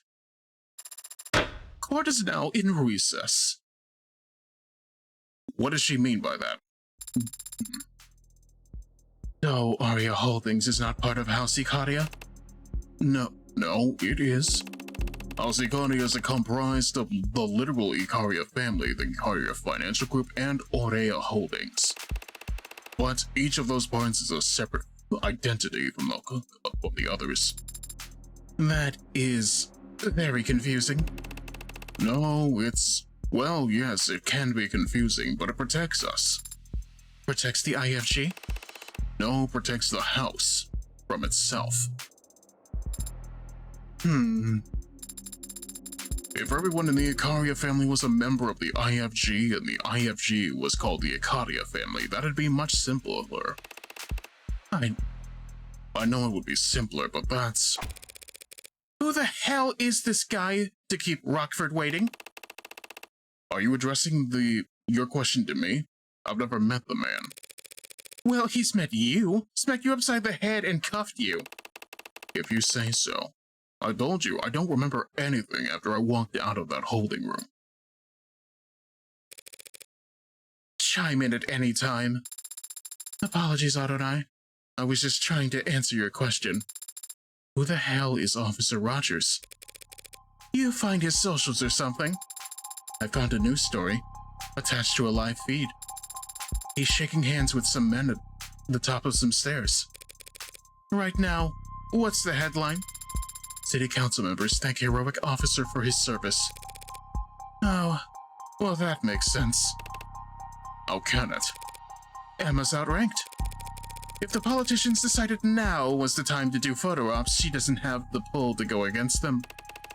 Are Officer Chopin's parents there? Yes, both of his fathers were present. Adoptive fathers. You're trying to make me feel better. Adoptive or not, they are his parents, and their plan is real. Of course. But that pain would be equally real if they weren't expressing it in front of those cameras, don't you think? If you're feeling guilty, Sosuke, please get it out of your system before the trial resumes.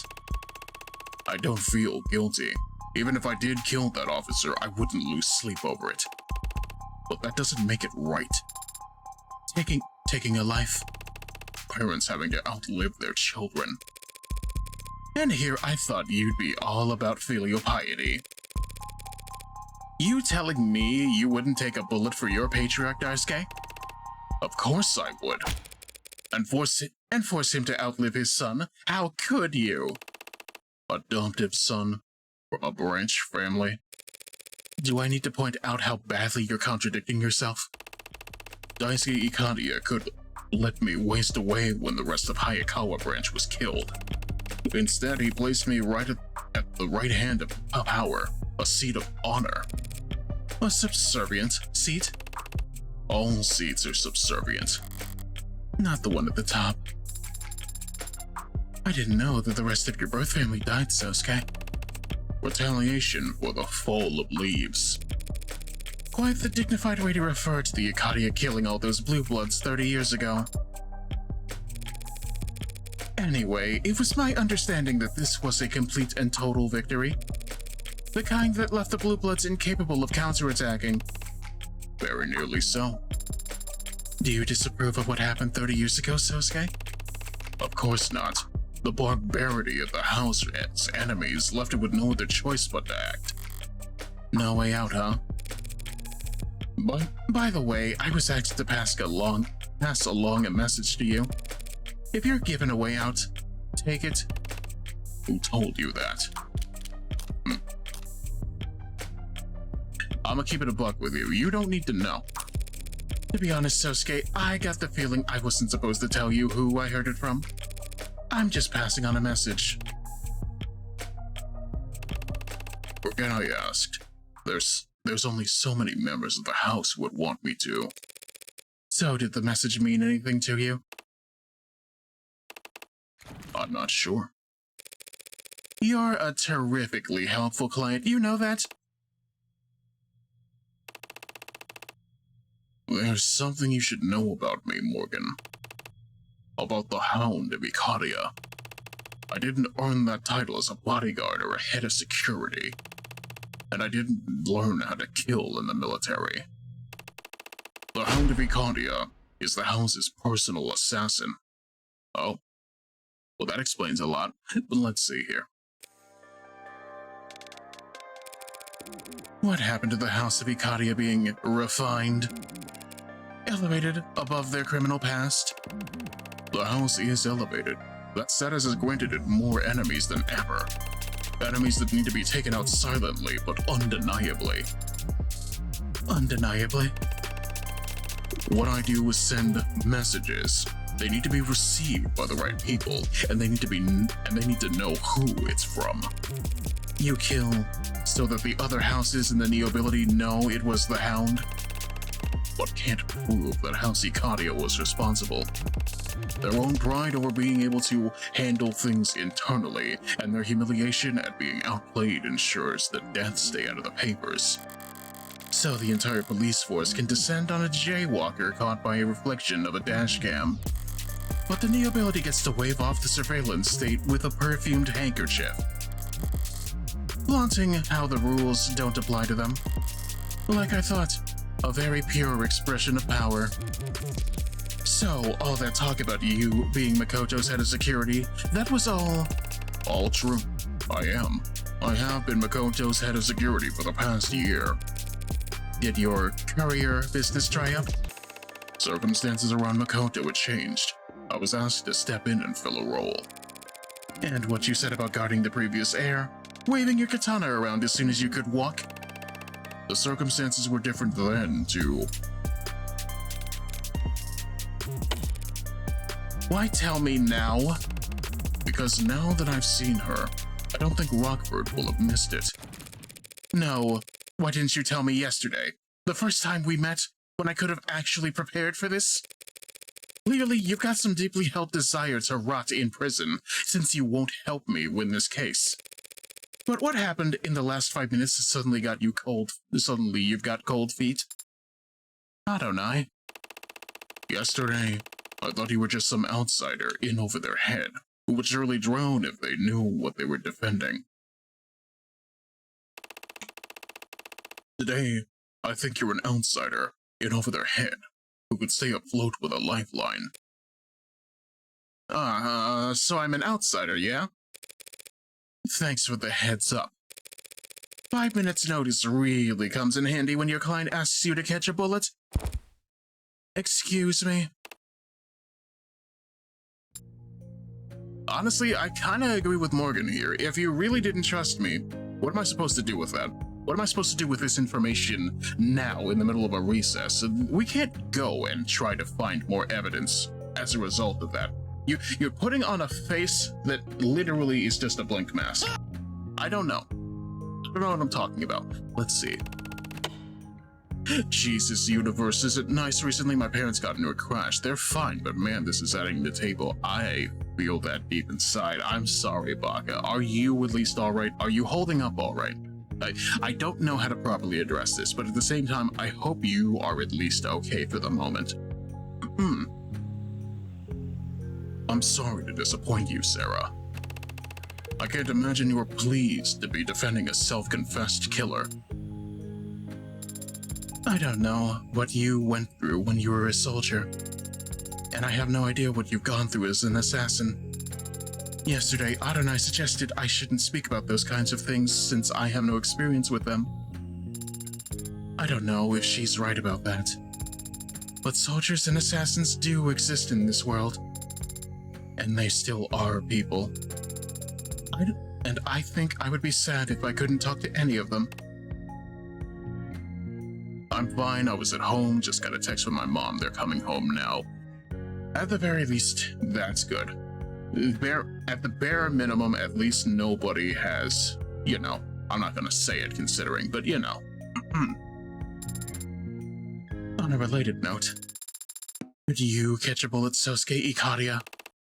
No, Sarah. But you are a cybernetically enhanced martial artist. Bullets are very fast. That is true. I could probably catch an arrow if I knew one was coming. Tell me more. She's such a little nerdlet, you know what I mean, but even still.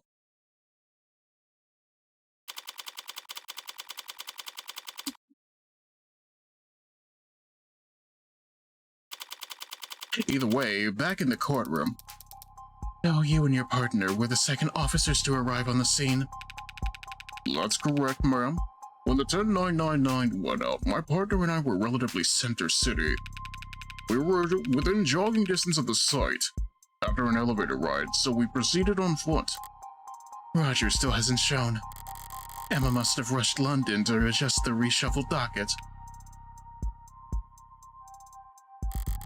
I assume he was rushed. He does seem somewhat distracted. We arrived at the premises around 10:21 p.m. Around 10:27, we assisted Officer Rogers in completing his arrest of the subject. What did that involve? Reading rights? To an unconscious man? That's a good bit. Yeah, I'll laugh at that. We helped Rogers finish cuffing the suspect, is what I meant. His hands were shaking. You're a witness, counselor. Let's see. I'd like to ask London why he wasn't explicit about all this yesterday. But complaining about a detective not being forthcoming with the defense isn't exactly a winning strategy. He didn't hesitate to show me his involvement with the mafias yesterday. What's he got left to hide?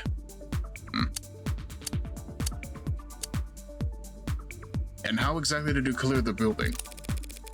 And how did you and your partner go about clearing the building? I took point and my partner covered me, checking the rooms behind us as we went. It was tense, searching the rooms with that racket playing from upstairs. You were still searching for suspects even though there was a 10999 on the third floor?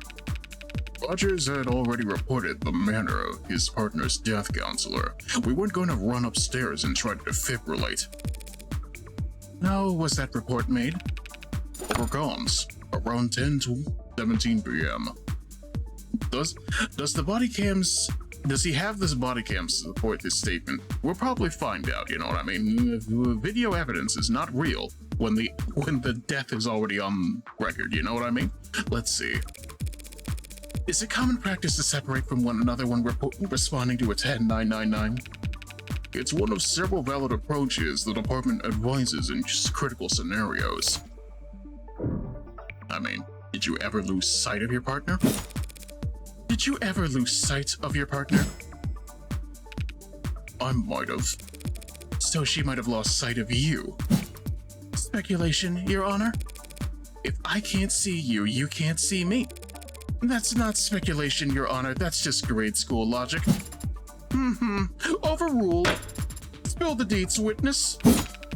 Yes, me and my partner were separated as we cleared the building. For more than a minute, I'd say. Interesting. Alright, let's see here. Oh, did you have your body cam on? You see, Hispanic? We'll get to that. Let's see. Dumb question, detective. But did you have your body camera on? Officers aren't required to turn their body cameras on when responding to an emergency, counselor. And detectives aren't required to wear body cameras at all. Like I said, dumb question. What about your partner? Reyes is a detective, but at the same time, let's see.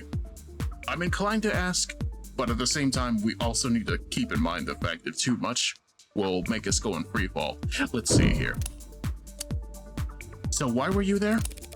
Why were you and your partner in Center City that night, detective? Well, to be honest, I hadn't eaten dinner yet, and I was really in the mood for some kind of hot soup, you know? My partner was kind enough to indulge me on taking a drive. That's all he's gonna say. It's not like I can call him a compromised witness just because he was in the area, but what the hell is there even to press when his answer's that simple? I'm almost tempted to. Did you enjoy the soup, my bucko? Was the soup any good, detective? I never got any in the end. Had this hole-in-the-wall place in mind, but when we got there, turned out they'd all gone out of business last month. It had been a while since I stopped by. I guess I always knew that they weren't that successful, but I thought, honestly, it'd lose some of its charm if it got popular. Maybe if I hadn't been so selfish, they'd still be there. Yeah, I feel that. Support your local merchants, chat, but even still. You never know how much you'll miss that 7 out of 10 restaurant until it's gone, you know? Yeah. Your Honor, relevance. It's not relevant, but it is poignant and deeply human. I'll allow it. Or I won't punish it, at least. Now ask a real question. Right away, Your Honor. Okay, we're going back to the body cam question. Let's see here. And I'm gonna press on this, because frankly speaking, I don't trust Reyes to give a shit, but let's see here. By any chance, did your partner have a body cam going? Perhaps out of a characteristic abundance of respect for her rules? Matter of fact, I believe she did. So, of the first 4 of the city's brave policemen to arrive at the scene of a crime, only one of them thought to turn their body cam on. It is my understanding that Rogers couldn't turn his on, as it had broken earlier in the week. And Tariq Chopin?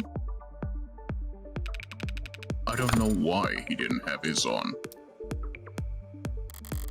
And does Emma know? Does Officer Rogers? Thank you for giving us all of that to chew on, Detective London. Come on, give me a break. I was trying to be helpful. No, I mean it.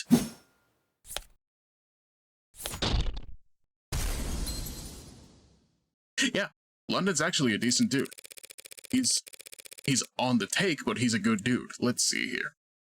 I'm especially interested to hear how you describe my client was unconscious and helpless by the time he first appeared on any body cam. You telling me that the angry cop is the one who actually bothered to have their body cam on? You gotta understand, Reyes may be an angry little chihuahua woman, but at the same time, she's actually by the book, you know? Let's see here. Shall we review that footage together? I wonder if we can pinpoint exactly how many wounds he received in between his arrest and when his mugshot was taken. Redirect, Your Honor. Really? What is she doing now? The prosecution called Detective London as their witness and asked their questions. Adenine just had the chance to ask her own questions during the cross-examination. After cross-examination, the people can redirect if they have additional questions for the witness. So, it isn't just one for them and one for us. More like an eye for an eye and more like an eye for an eye for an eye until justice is blind and bloody. She wants another round. Why? Just stalling? Detective London, are you aware of an ongoing police investigation for a figure known as... If this woman brings up heartbreak, I'm gonna be for real with you. The Hound of Ikariya? Yeah, fair enough. Not stalling. Approach, Your Honor. Wait, do I finally get to see the line? Hold on, this is happening too fast. Okay. Oh, so you're a pro, and they're already here. This Hound of Ikariya is obviously some kind of case file that the Organized Crimes Department is working on. Detective London isn't qualified to speak on it. Homicide, organized crimes, is there that big of a difference? Depends on the career of the witness in question. Detective London, for example, spent 6 years in the Organized Crimes Unit. What? You didn't know that? Where are you taking this, Emma? Well, I hate to admit it, but I think I need spoilers as well. If you ask him about this, what's he gonna say? That the Hound of Ikariya is an assassin who leaves out calling cards in each of his kills, terrorizing the house's perceived enemies without shame. And that he is the lead suspect in those cases, and that the lead suspect in those cases is a man around Sosuke's age and height, with gray-blue hair, a modded spine, a large tattoo of a dog across his back. Oh. The girl is so pressed she's going to get Sosuke incriminated on other charges. I see. Sosuke, you vain son of a bitch, you got made with your shirt off?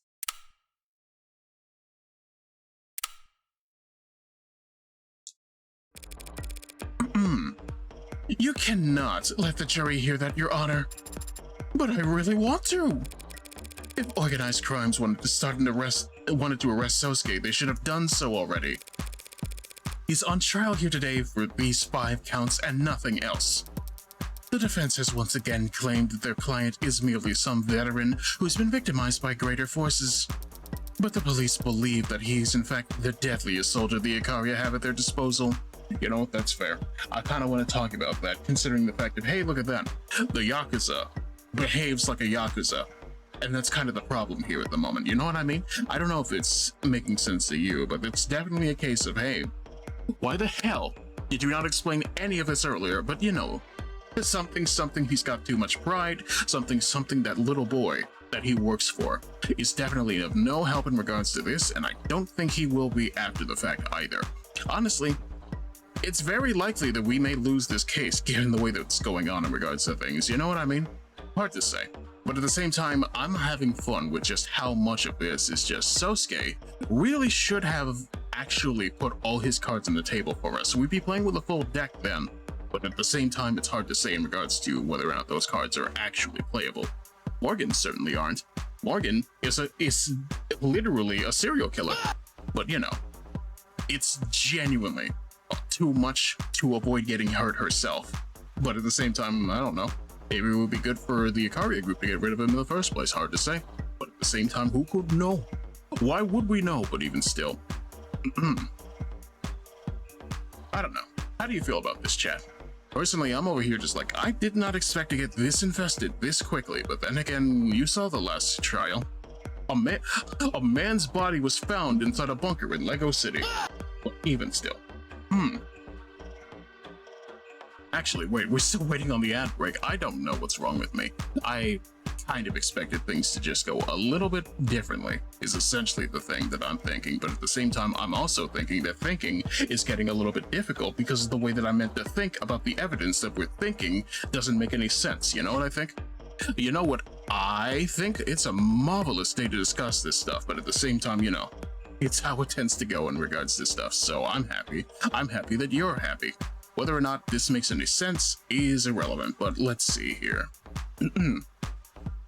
while we have a moment to discuss stuff, I'm also over here just thinking to myself, technically episode 3 isn't coming out for quite a bit. I kind of want to see if we want to continue the trend of Wednesday visual novel night, or do you think something else should come about? But at the same time, it's hard to say. I definitely do have a lot of stuff in the back burner still, and I'm debating whether or not I should actually consider making people sit through Steins Gate. But at the same time, you know how it goes. In fact, let me see here. It's either going to be that, it could be returning to Reverse, we could stay on to Enfield. But at the same time, who could say? I almost think to myself, I kind of want to not make gacha content the mainstay of the stuff. We still have Berseria. We definitely still do have Berseria, but at the same time, you know, how many RPGs can you play in the frozen time is a real question. But you know, it's also been made aware to me that apparently it's also the 5th anniversary of Everhood, and I think that's incredibly funny. But I'm also over here thinking to myself, they're making a 3rd game and it's a roguelike. And I'm also over here just thinking to myself, why does everything have to be a roguelike? I don't appreciate that, you know? It's like how I was here really excited for Hotel Barcelona as a game I could actually engage with in terms of maybe getting into Swery's content. But then I realized, no, it's another roguelike. And 2, apparently Swery isn't actually all that great as a guy in the first place. But you know, that's secondary information I received from people, but you know, it's hard to say. I don't know these people. It's genuinely a case of, oh no, the information makes the brain hurt more than it helps, but at the same time, who could say for sure? If anything, this is mostly just a matter of me maintaining the concept of we keep filling the ad break with bullshit until we continue the game, you know? Is it something you appreciate? Because I'd like to believe so. It makes me keep talking. It keeps me talking about topics that's on my mind.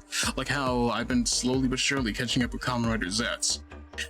Kamen Rider Nox is a design I really like that I didn't think I would actually care about before things happened, but at the same time, it's working out nicely. The Nox, in general, is a really nice design, and I think that's something to appreciate in regards to that. People tell me that Zets is actually starting to become a season that really hits the mark for a lot of reasons. I'm trying to put them together without getting spoiled, but then again, I'm at episode 17 of 24, so, you know, I'm catching up slowly. I think I like Inazuma Plasma quite a bit as a form, but I also understand that we're going to get way more and it's going to get wild in regards to that, so I'm looking forward to that for sure. If anything, we'll talk about it once I'm actually properly caught up, you know what I mean? For now, though, we need to catch up on what the hell is Emma talking about. Let's see here. But the police believe that he is in fact the deadliest soldier the Ikariya have at their disposal. Yeah, buttons aren't working. There we are. Let's see here. That is not irrelevant. No, it's just prejudicial is all. As hell. Girls fighting. But obeying the legal precedent. But the tension, the human drama. You'll just be giving a summary. The case file won't enter the record. So you won't even give me the chance to object to the evidence? Your Honor, if you do this, the jury will be spoiled within seconds, and I'll have my client served up on a mistrial before the day's through.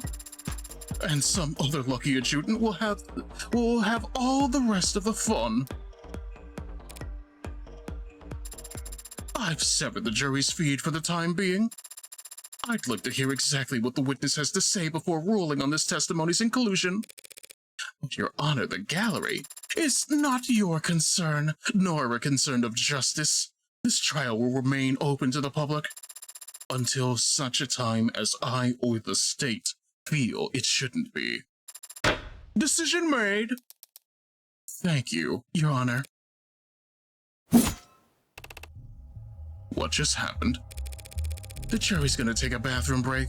Emma will get to ask her questions, but in all likelihood, the adjutant will make sure they never hear the answers. Though we aren't any worse off. Sosuke might be. What do you mean? What do you mean? The gallery is filled to the brim with cops. They all think he killed Chopin. If London regales us all with tales of the Hound's exploits on top of that, don't worry, Sosuke. They can't do anything to you here. Because we're in a courtroom. I won't spend the rest of my life in this room, Sarah. And even if I could, I wouldn't. Detective London, if you would, please testify as to the... Oh, for real? Your Honor? What now? What now? Hey, Rockford, that witness guy who flicked on you made you look dumb? Yes?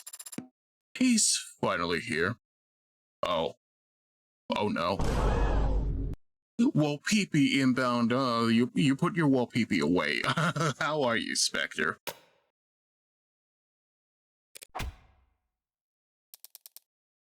Thank you, Your Honor. I have no more questions for the witness at this time. Really?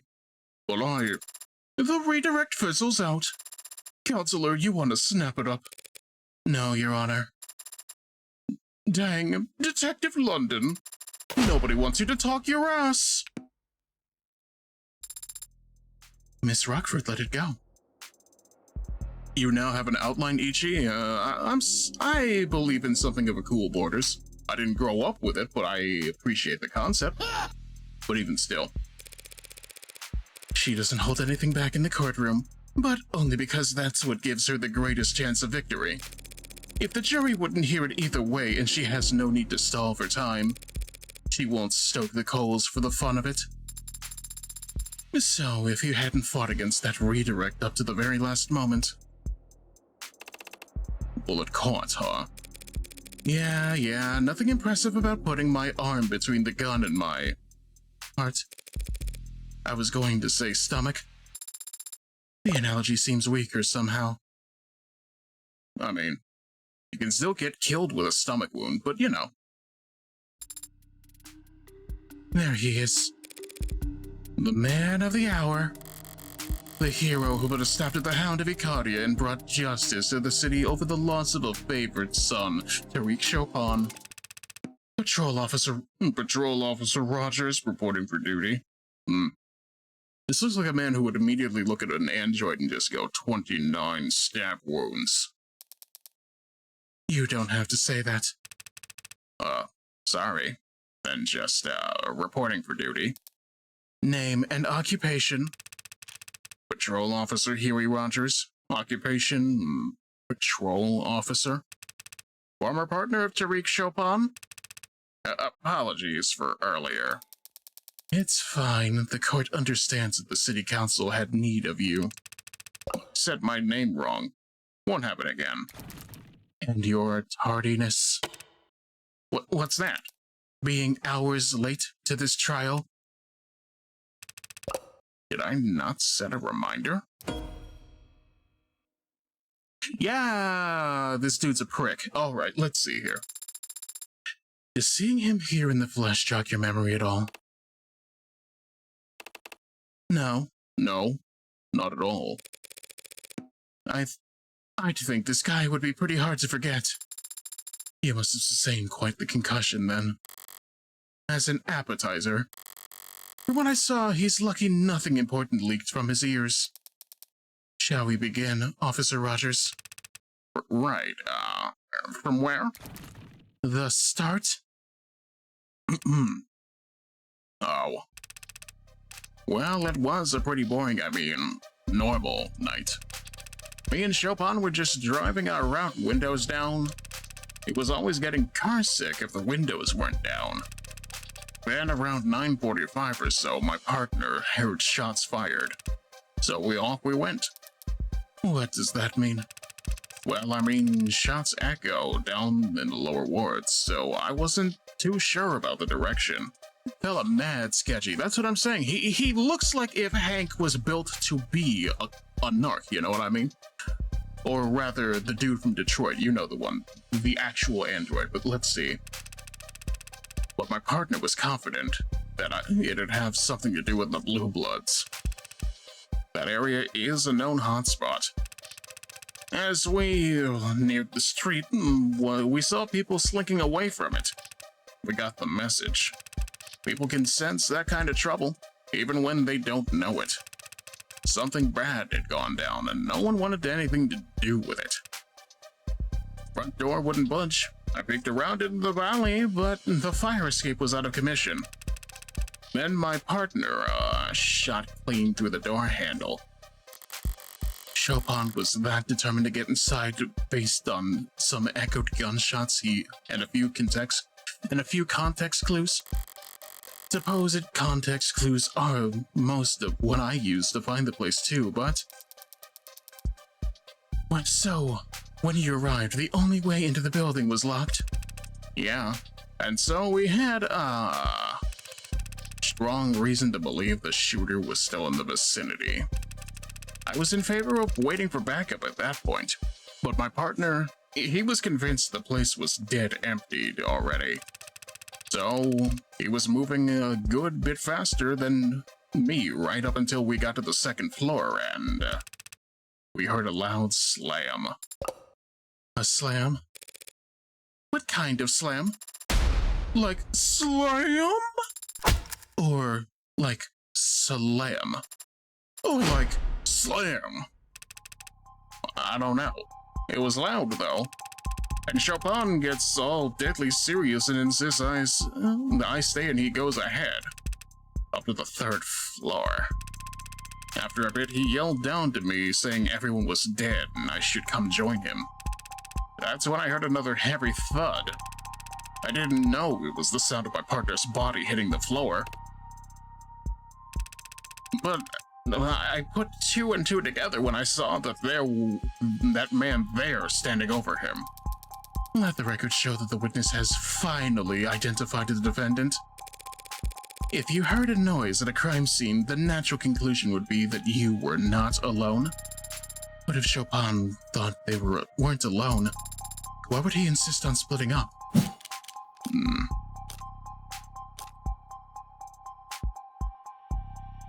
I mean, this does feel like the most Morgan answer for that, but at the same time, I have no idea. By splitting up, they'd be less likely to fire on one another. Well, no, if anything, that would increase the chances of mistaken identity. For him to tell his partner to stay behind, he must have been trying...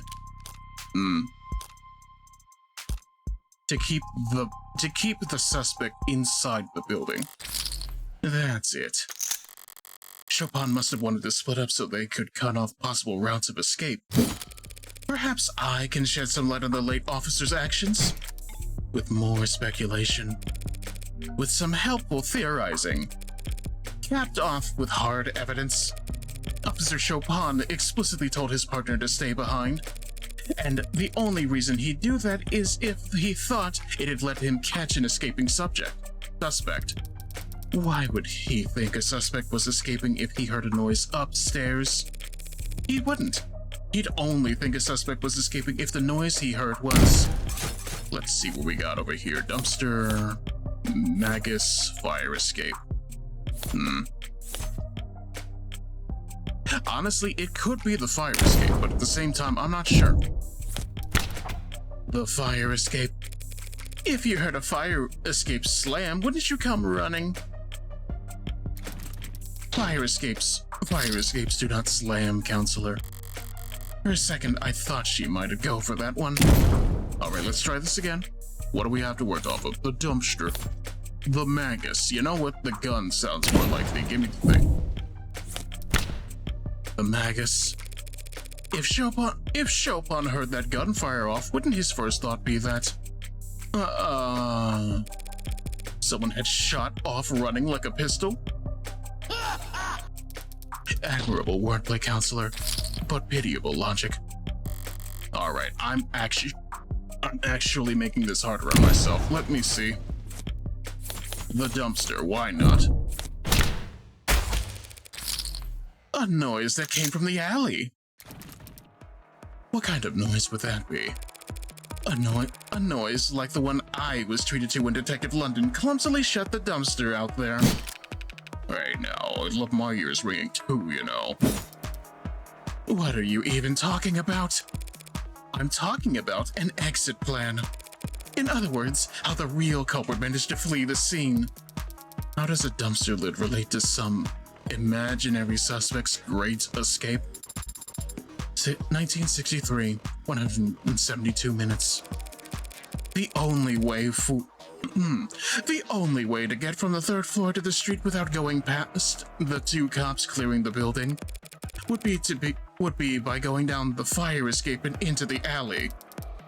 A fire escape that's broken, so no one could climb up it, but anyone could jump from it onto the dumpster below. Oh, yeah. I can kinda see it. Emma doesn't like it. That must be a dead pixel you're seeing, Your Honor. With the boot prints on top of the dumpster, a dent in the lid. Well, that's... No. Of course not.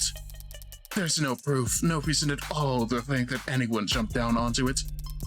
And no reason for us to entertain this train of thought. Damn it, I've got nothing. Even if there had been damage to the dumpster, I could never prove that it was caused by a fleeing culprit. How don't I? I'm thinking.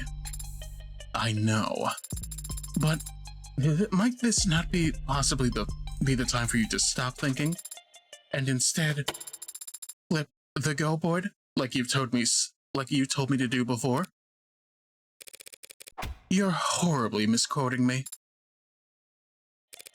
But Emma says there's no proof that anyone fled the crime scene. But there was proof of that. What would it look like? Proof that someone was in that room when the police first arrived, but not there when the police got to the third floor. They would have had to take the fire escape if Rogers never saw them. And they couldn't have taken the fire escape without first opening the window. It's been bothering me since yesterday. I was sure those windows were closed when I left, but they've been opened up ever since the scene was secured. And I can't testify to that. The one time I know the truth and I want to get it out, but I can't admit it without screwing myself over. I don't know. Any luck? Pardon the interruption, Your Honor. I have no objections at this time. Then the witness may continue. Please do. But rewind a bit first, if you could, since we got off topic. And don't spare any detail. Tell the court exactly what you saw, felt, and heard that night. Of course, the witness is a trained officer of our city's prestigious police force. He'll gladly recount every minutiae of it. Line by line. But like, every detail. Especially the irrelevant ones. Sir, yes, sir. I did get a little in my head just now. Better listen through this whole testimony at least before I start looking for holes. It was a quiet night, but then my partner heard gunshots. We headed for the nearest known Orca hotspot and arrived to find the building dead quiet. Door was locked. I checked the alley, but I didn't see another way in. So Chopin shot off the lock through the handle we entered. Followed some kind of loud music up the stairs, then there was a slam and my partner bolted upstairs. About a minute later, I heard a thud from upstairs and came running. To find the defendant standing over my partner's dead body. Something stand out to you, Adonai? Yeah, my ears perked up a bit. The saying is perked up, is it not? What? Wait, what did she say? Let me see here. Pricked up a bit, understandable. What? Let me focus. Let's see, sound system, fire escape, front door. That clue there's a shot in it. It was a quiet night, but then my partner heard gunshots. We headed for the nearest known Orca hotspot and arrived by the building dead quiet. Door was locked. I checked the alley, but didn't see another way in. So Chopin shot off the lock through the door when we entered. Followed some kind of loud music up the stairs, then there was a slam and my partner bolted upstairs. About a minute later, I heard a thud from upstairs and came running. to find the defendant standing over my partner's dead body. It sounds like quite the sensory overload hearing it described in such detail. Yeah, could have been very overwhelming. But the five senses are still bound by logic, and he's claiming something that contradicts the crime scene as we know it. Yeah, something tells me that he shouldn't be able to hear based on the sound system, but let's see. In fact, wasn't the sound system on when we were there? But even still. Hotspot, but dead quiet, wouldn't that contradict? You would think. Let me see here.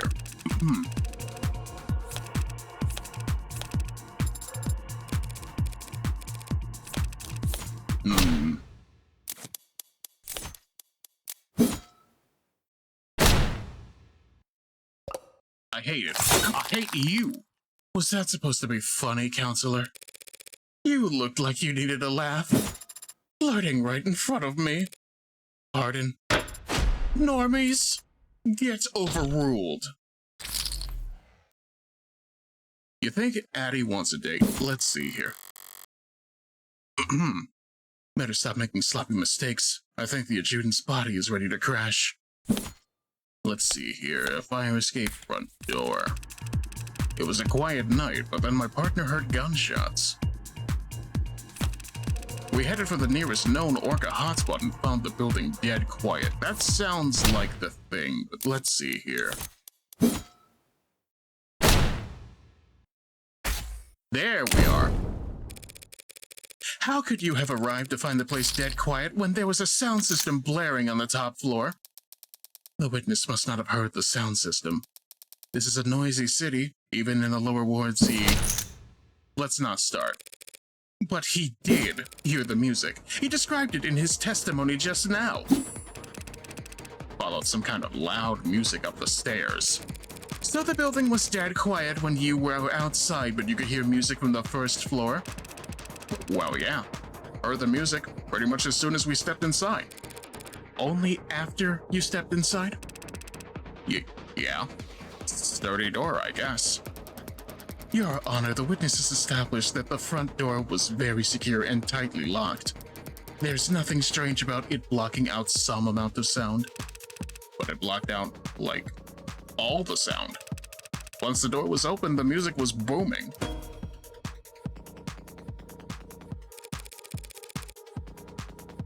The scene of the crime was known as a Bluebird property, yes? A safe house apartment complex of sorts, as I understand it. Tightly locked doesn't mean soundproof. True. If any logic, there would be a little bit of airspace between the door and the actual hinges, and that would let out the sound in the first place, you know what I mean? They must have made a number of modifications to the premises. That front door certainly looked like a newish addition. Maybe they redid the windows too. I don't get it. I don't mind stating it plainly, Your Honor, but the building has been thoroughly, see here, debugged, insulated, repainted, soundproofed. Brain says soundproofed, but that building has been thoroughly soundproofed, Your Honor. You think the building was soundproofed? I know it was. I experienced it myself, stepping out of the lower wards and into this dingy nightclub vibe. That would explain why what the witness experienced, wouldn't it? Perhaps, but that wouldn't explain the building being dead quiet when they arrived. Not unless the window next to the sound system was closed. Showed my hand a bit there. She knows what I'm gunning for. Counselor, asking the court to accept that the building happened to be soundproof is not the flawless argument you're making it out to be. The window in question opens to the alley. Rogers could have easily missed the noise coming out of it. Even though he already testified that he checked the alley before his partner shot the door open. He might have merely neglected to mention that he heard music at the time. Huh? Music in the alley? I would have noticed that kind of thing, right? I love how Emma's witnesses are literally shooting her in the throat, but even still, let's see.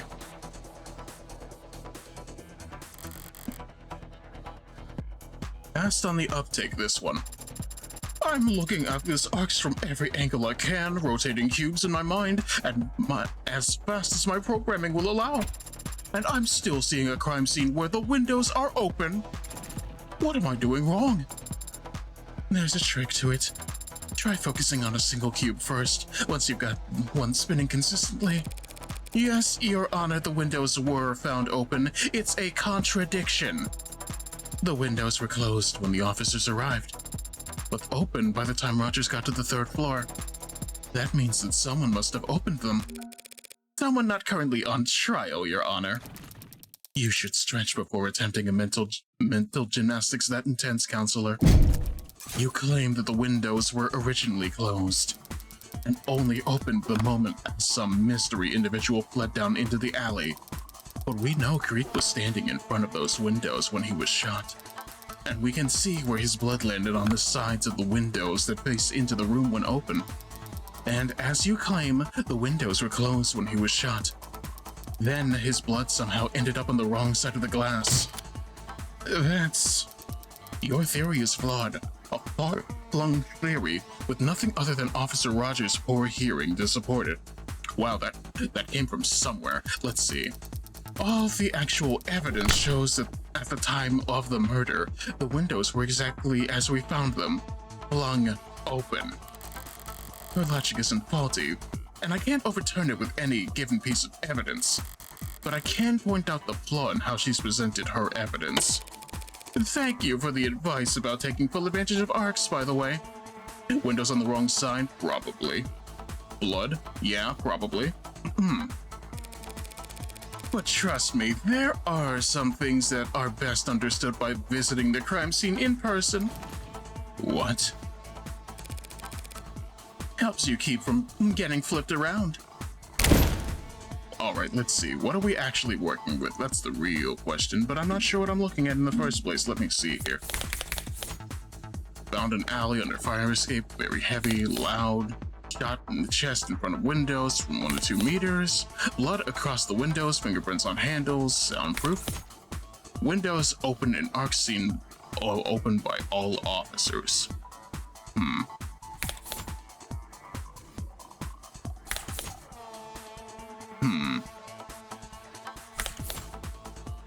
Now they claim that the fingerprints. What was the question again? I'm immediately confused. Let me see here.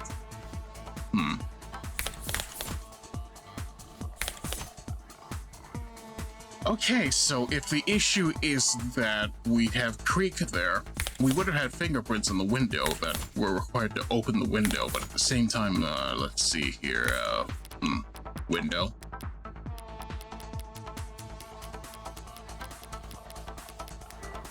The windows at the scene of the crime, positioned behind Creek's desk, opens to the alley in the fire escape. Blood splatter across the windows has, through forensic analysis, been traced back to when a mega shell was inside Creek's ribcage, spraying blood and viscera behind him. Fingerprints in the handles match Creek and the rest of the pod. Yeah, this still doesn't tell me a lot, but let me see here. Windows open and arcs all seen by officers. Well, I can still see the blood splatter next to the window, but let me see here. Is it the fire escape? Oh, Miss Rockford, did you really think that was just a dumpster? What else would it be? Hiding place? I'll do you the courtesy of not psychoanalyzing that for you.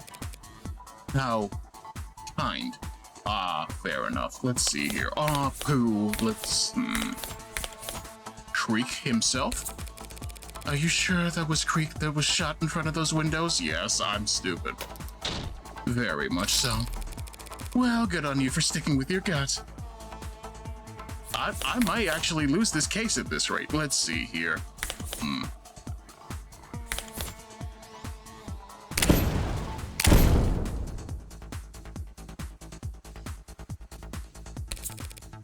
Apologies, Your Honor. I'm just confused. Why is Miss Rockford talking about those windows? As if they're swung open. As if they swing open? What are you talking about? Those windows don't swing into the room, they pull to the side. They... What? Didn't you see the fingerprints they found on the handles? One look at that should tell you which side the glass faces indoors. Funny, wasn't that in the arcs? Oh, this is some very chic interior design I'm seeing. Very wabi-sabi. I still don't understand what that means. Let's see. So if the window only side parallel to the walls, it wouldn't matter whether they were open or shut when Creek was shot. The blood would always end up on the same side. Hey, I said I finally got the windows lined up right in the arcs. You didn't say that. At least not aloud. Thank you for always listening, Seta. But I said it just now, so whatever. What do you mean lined up? The blood splatter. Looks a lot nicer now, doesn't it? Yes, thank you, Your Honor. It is so inappropriate for an adjutant to do. But it's gotten us all on the same page. We can all reasonably conclude that the windows were closed when Creek was shot at the very least. Yes. Though, when they were next opened is something you'll fight over, I'm sure. Now, if this ARCS data could just tell me whether the windows are actually soundproof. I doubt the ARCS could simulate that accurately for you, Your Honor. But if we re-examine the scene for that specifically, it should be simple enough to... waste the court's time. Forgive me for repeating myself, Your Honor, but even if we do prove conclusively that the windows were soundproof, the defense's argument still hinges entirely on the omission of one detail in the witness's testimony. Putting it another way, just because he didn't hear the music, that doesn't mean he couldn't hear the music because the soundproof windows were closed. The devil's proof. Yes, and you actually used it right this time. I did my reading. She's effectively conceded that the windows were soundproof. But she also shifted tactics, and it's a formation I don't recognize. That's to be expected. I'm no general. But I don't need Makoto here to tell me that war is deception. So, how about a little misdirection? Listen up, Seta. The important thing about the Devil's Proof is that it's always on our side. The side of the underdogs, lovers, and dreamers the world around. The side of the defense, innocent until proven guilty. That's what makes the Devil so infuriating for the prosecution. The people make a fair point, Your Honor. The reality is that any hard evidence for my fleeing suspect theory at the moment. But the people haven't disproven it either, have they? I forget the exact details, Your Honor, but all we need is a shadow of a doubt, right? To overturn 5 dead bodies, the testimony of 3 cops, and a room soaked to the floorboards in forensic evidence. Yeah. For no. What? Give me a second here. What the heck does that even mean? Give me a second here. Fenu is most commonly refers to fenugreek. I don't believe you. Give me a second here. Let's see.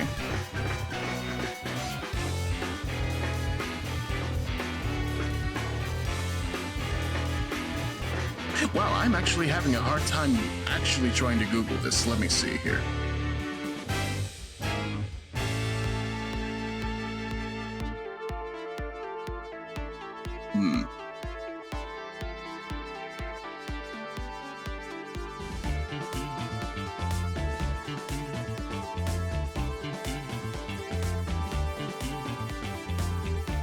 Yeah, this tells me nothing. I'm sorry, Chan. I don't get it. Let's see. Have you lost your mind? Are you trying to piss off everyone here? Yes.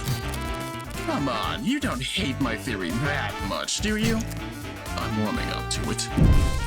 Then I'll stick to the facts for now. Chinese for anger. Understandable. Thank you. I wouldn't have got it. I thought it was French based on the characters, but still. Even still, how are you, Thug? As you can see, I'm having a little bit of a day trying to figure out what is voice direction, but even still, I hope you're having a good one. Me, I'm here just like, it's a little bit of a day. I'm examining the facts. Not very well, but I'm examining them. Even still, let's see here.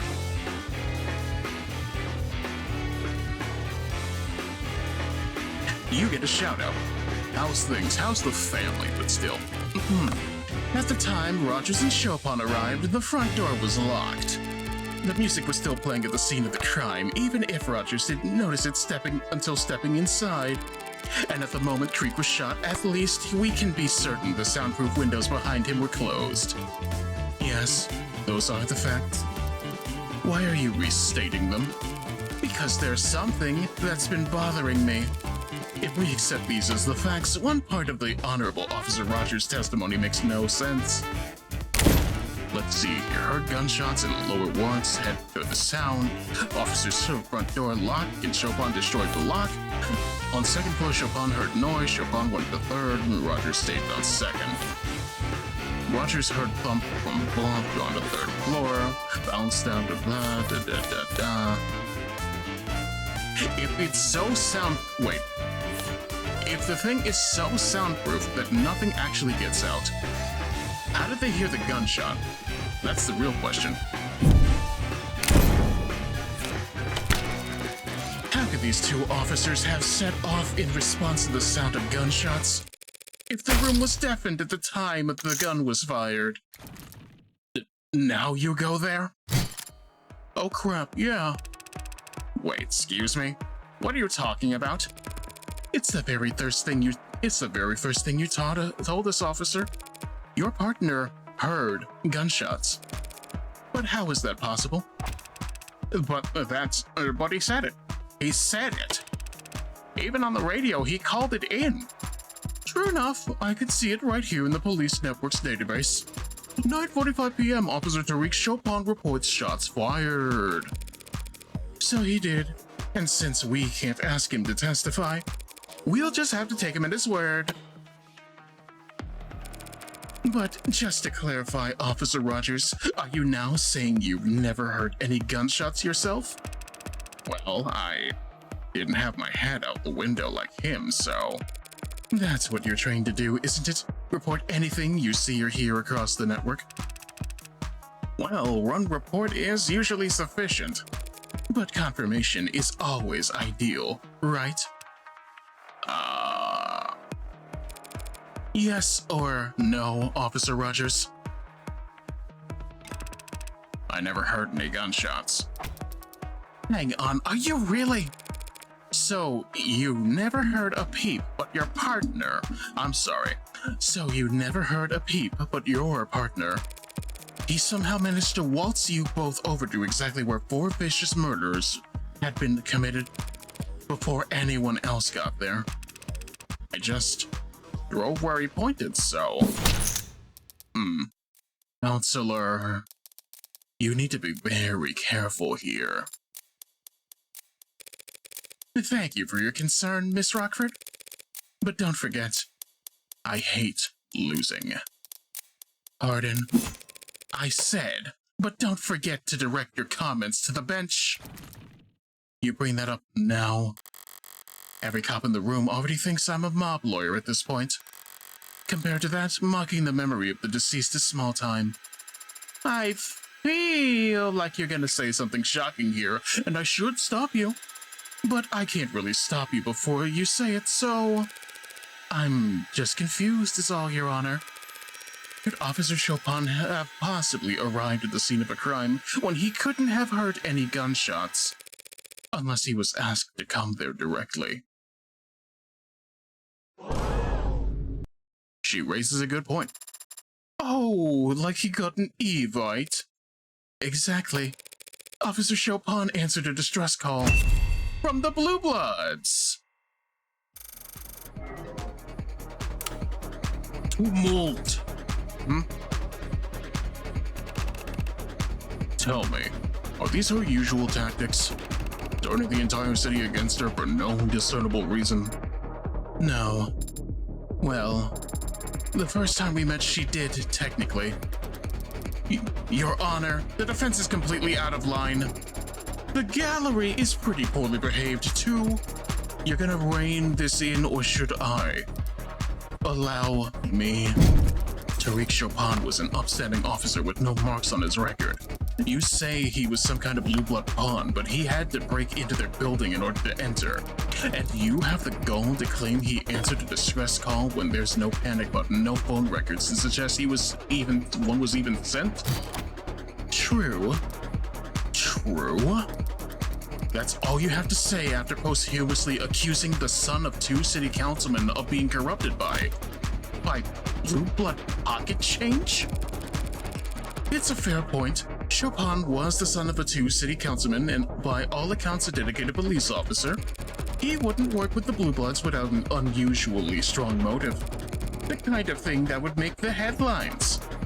What are you? Time to flex your media literacy. Oh, God, no. Let's see. Choose and present the article that shows a motive for Chopin to work with the Blue Bloods. Remember, you can reread any articles you collected this episode on your phone. But you already read them front to back, right? Yeah, I did. Memory retention is hard, though. Let's see here. Serial bombings, Witch of the West, political convention next month, high security spending, new city contract for Mercs, developed by Dr. Sirius, installation process leaked on purpose. Oh, at least we're getting a warning about media literacy. I'ma keep it a buck. In Circle literally was making memes about media literacy. I was already warned before. Let's see here. Ballot measures. Public schools, acid snow, renaming, renovating Atlas pillars.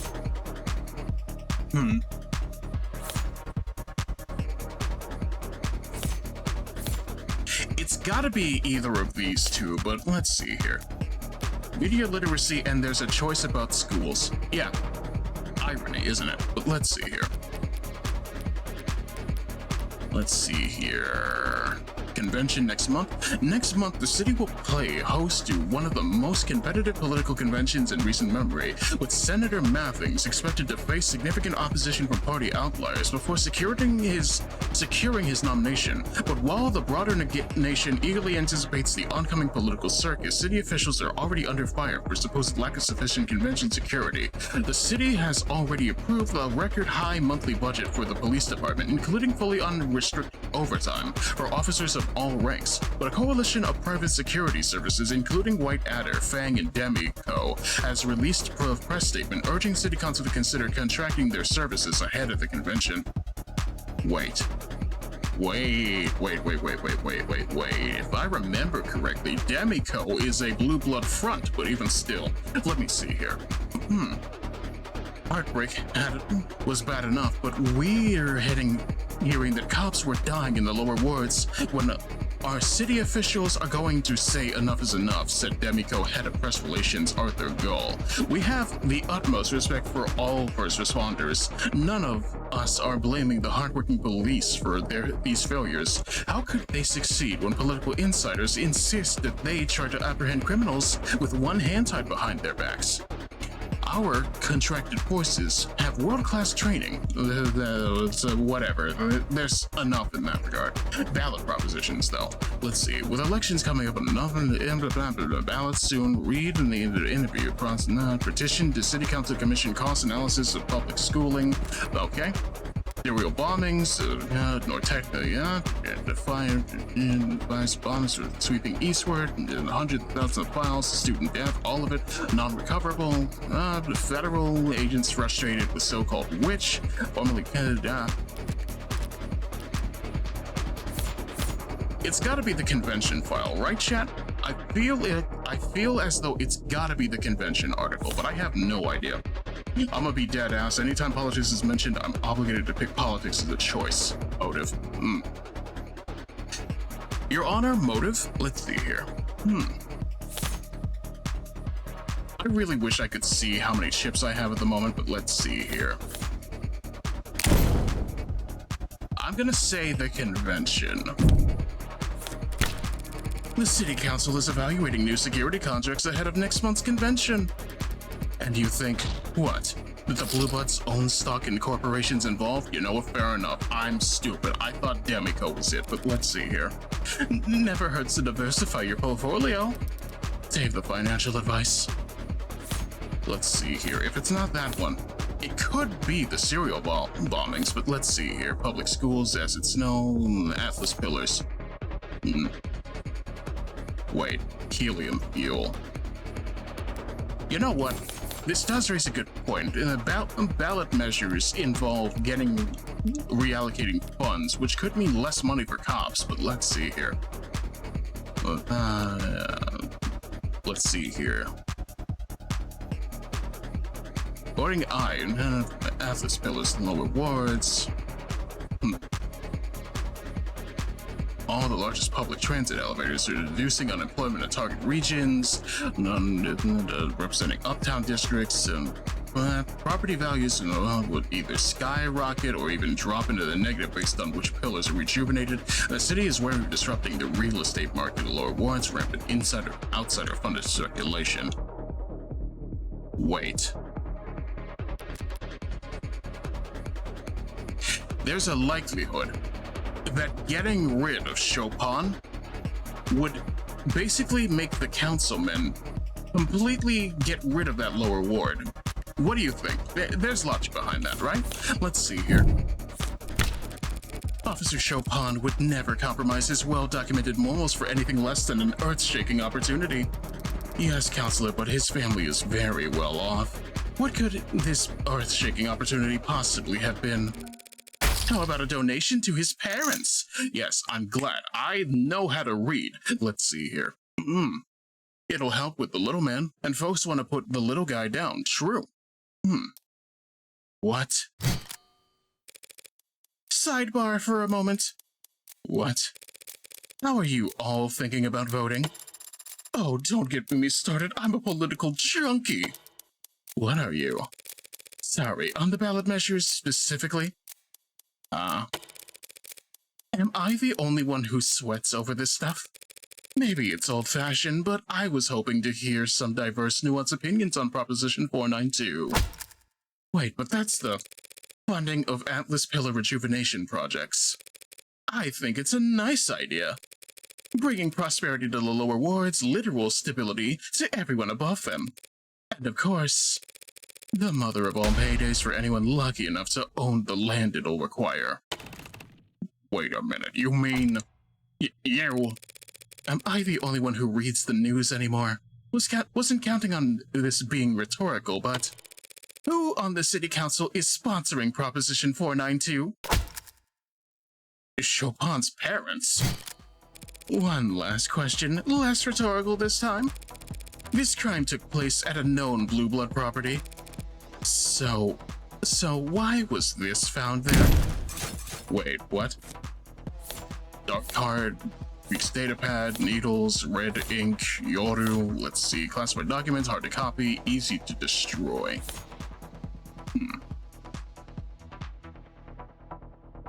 I'm gonna keep it a buck. I'm inclined to say the dark card. It's the most incriminating evidence on the idea that, frankly speaking, dark money is being laundered towards the Blue Blood property, but even still, I don't even know at this point. I'm trying to think about it. I'm literally leaning between the dark card itself and the red ink, but at the same time, we can't see anything on the red ink. It has to do with the mask that Morgan stole, but still, easy to make paper illegible if you ink it up. True. But at the same time, I still think that dark card makes more sense, you know? Again, why would Creek have it otherwise, you know? Let's see. How is it that that dark card got there in the first place? We don't know, because it's been wiped of all prints. Are you suggesting Officer Chopin brought it? He might have, right? Morgan, please, at least try. Let's see. Look, there's a connection between Chopin and the Blue Bloods, and we have evidence of it with us here today. Why was this found at the scene of the crime? Let's see here. If it's not the dark card, and it's not Creek's datapad, maybe it's the needles. No, this was at Makoto's ambush. Let's see here. Classified documents. The katana. Maybe the red ink. I guess it was the red ink. You know what? Fair enough. Thank you, Hispanic. Let's see here. Highly confidential red ink documents were found underneath Chopin's corpse. They're almost entirely illegible by now, but you can still make out a reference to P492 right here. That struck me as odd. Reinforcing the canopy. A state construction project that massive in the lower wards would mean even the police can't keep a crime scene secured down there unless they're willing to play ball with the Blues. They'd have to get past the Blue Bloods. Or through them, with open arms and firm handshakes. Just what the hell are you trying to say? Counselor Morgan, if you... Sorry, I wasn't sure I actually had to spell it out, but it certainly looks like. Patrol Officer Tariq Chopin was working with the Blue Blood Mafia to defraud the city. Uh-oh. Megiddo. She said it. She said that? What did you just say? Are you trying to piss off every cop and every politician in the city? Sorry, I'll gladly retract my statement.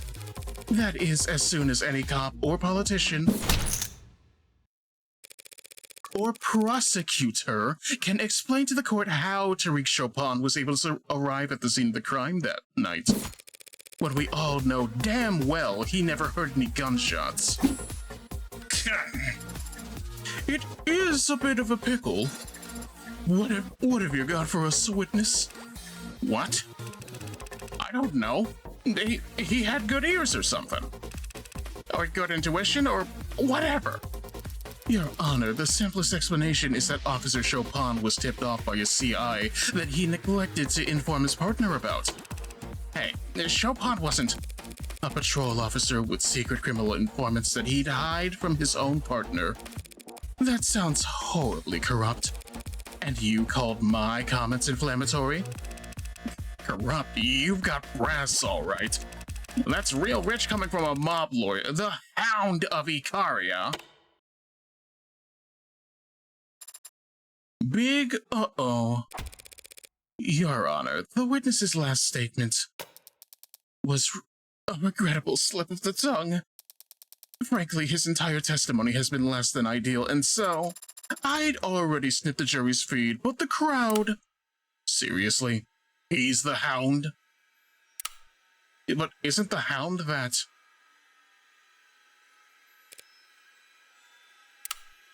cop-killing animals?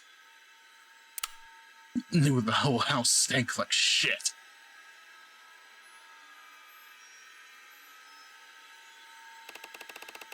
Watch what you say about a man's family, you. Or what, you'll stab us in the back too?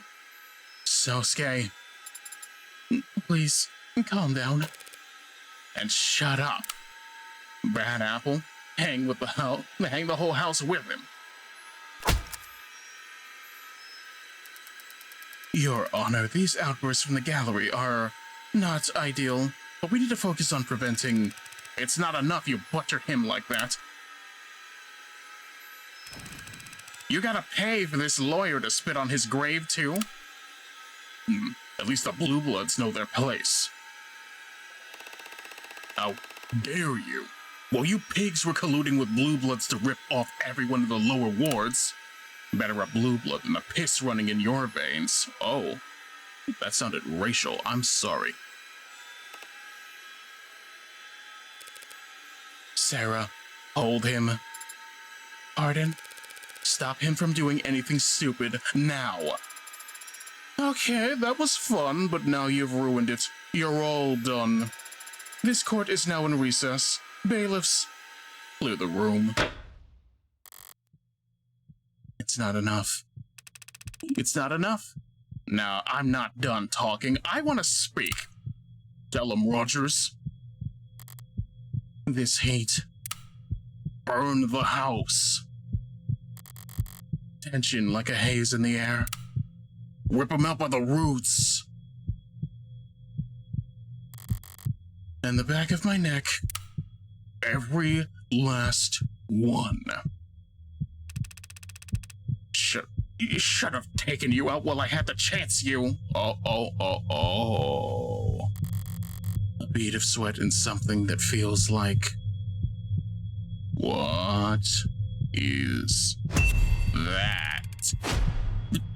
Die, you son of a bitch! Oh.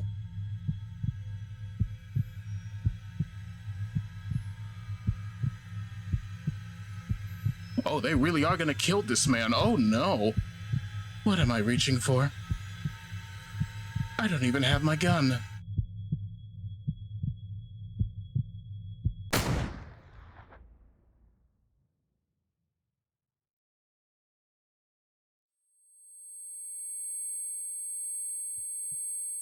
Oh.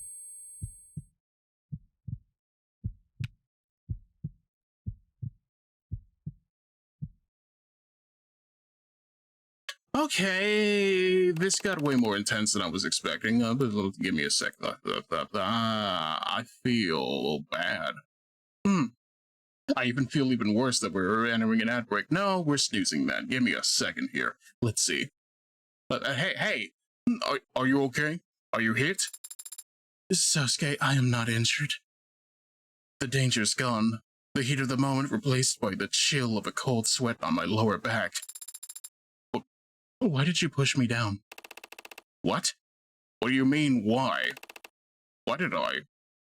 I take my time turning back to trace the bullet's trajectory.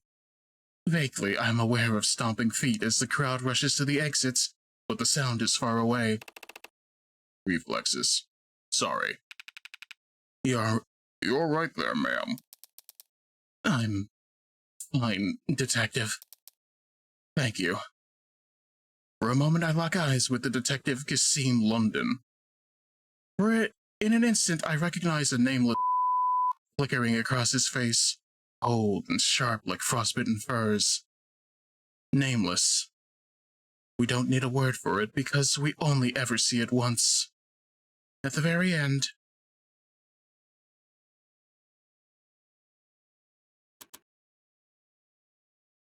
Okay. I've taken 60 seconds to yell into a couch pillow, so... maybe now one of you could tell me what the hell happened out there? How did that man get into the courtroom? The building? And with a weapon like whatever the hell that was? It was his own arm, Madam Burroughs. Modded illegally at some literal chop shop. Fully prosthetic but fairly low tech. It uses a simple air intake system and projectiles made of enamel. I'm sorry, I need a drink. Let me see here.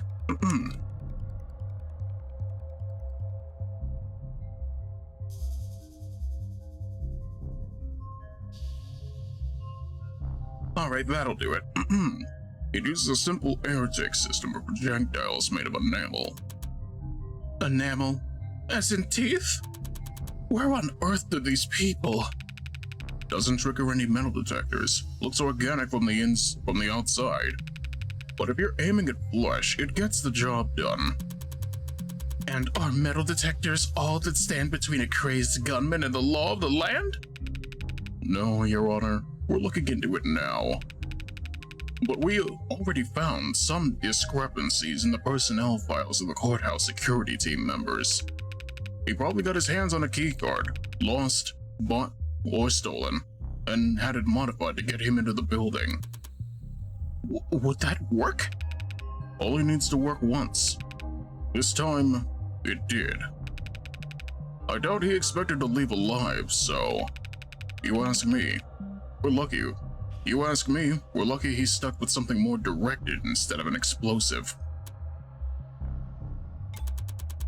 This is a nightmare. What am I supposed to do now?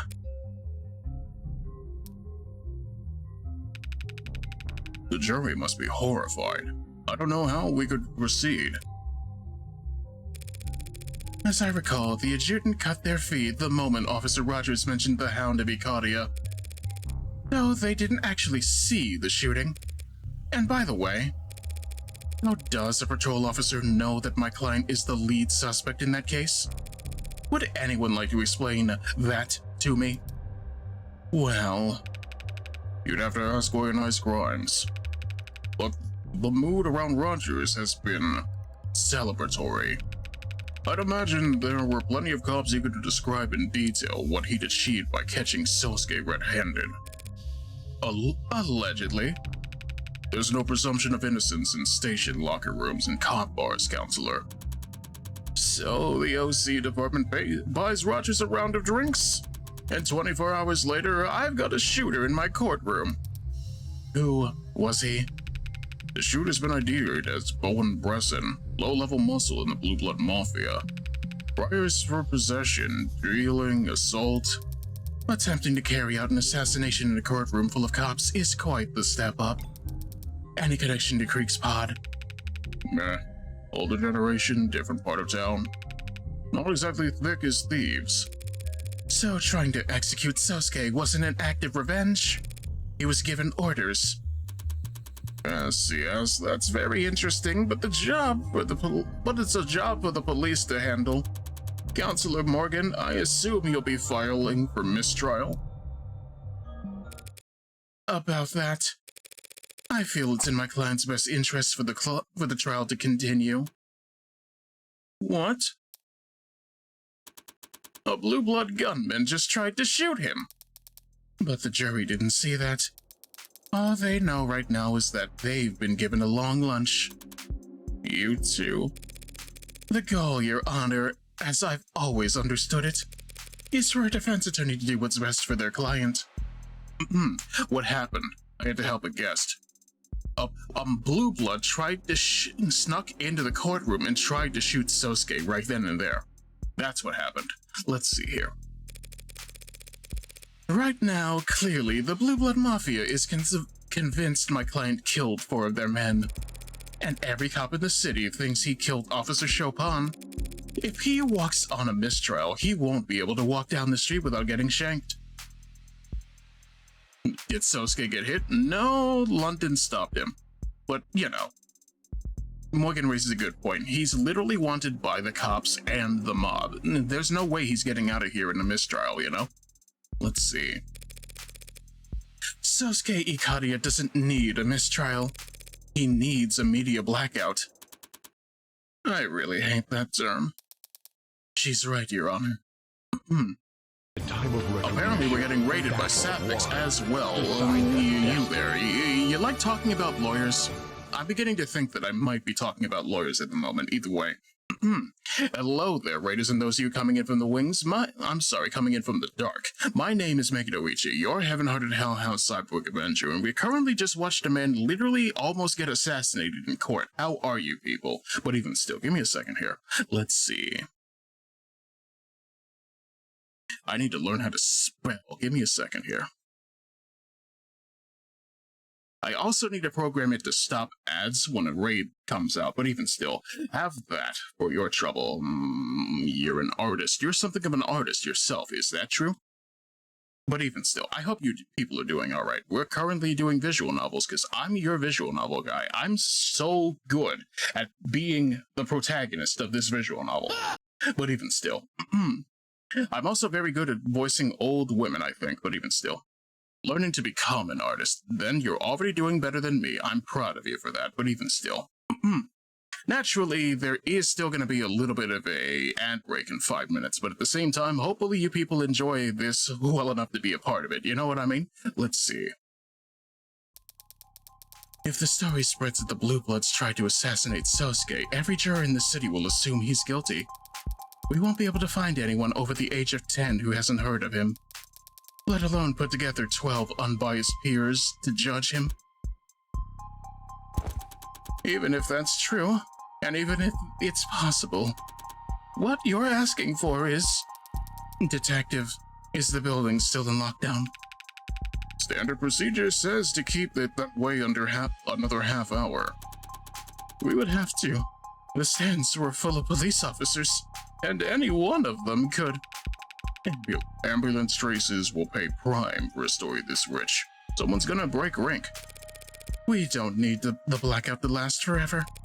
We just need it to be intimidating enough that the story doesn't leak until the trial's over. Which will be when exactly? We could finish tomorrow. There aren't that many witnesses left on the docket. Finished? Tomorrow? Yes, Your Honor.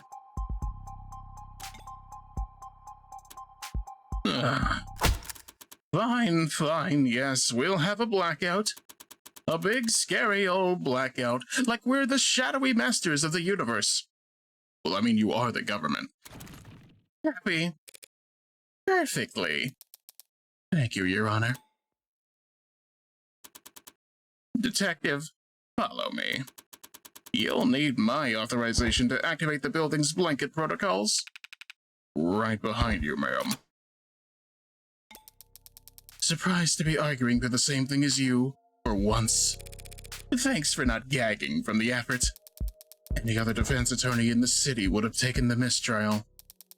Dumped the Hound of Ikariya on some other idiot's doorstep and cashed their check. Some other idiot, huh? Or is it that you can't dump him? You're under house arrest already? I haven't felt threatened by them. That could change fast if you fail them. House Ikariya are high society, haven't you heard? And I'm beneath their notice.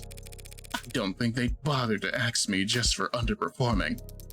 Sounds like exactly the kind of thing that high society types would do. Going this far for your client, though. You know me. Defender of the weak, champion of the downtrodden. I'd go through a lot more than this to keep my face out of the papers. Hopefully, when the story does eventually leak, they should focus. Their focus should be entirely on Sosuke. But if this means people start recognizing me, remembering me, Bo and Bresson will be glad London did him in one. I'd twist the knife so slow as a second hand if he's... You okay? Compared to you, I guess not.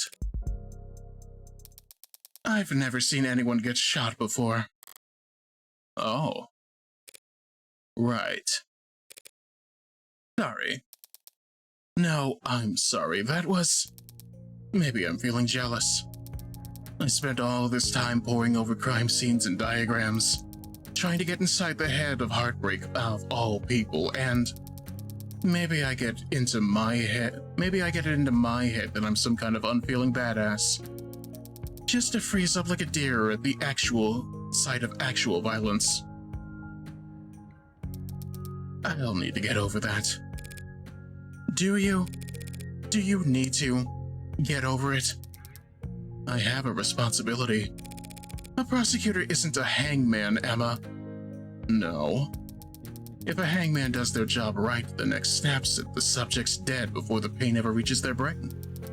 If I do my job right, Sosuke Ikariya spends the rest of his life drooling on himself while Megs haggle over the property rights to his gray matter. That feels like the wrong kind of thing to say, but alright.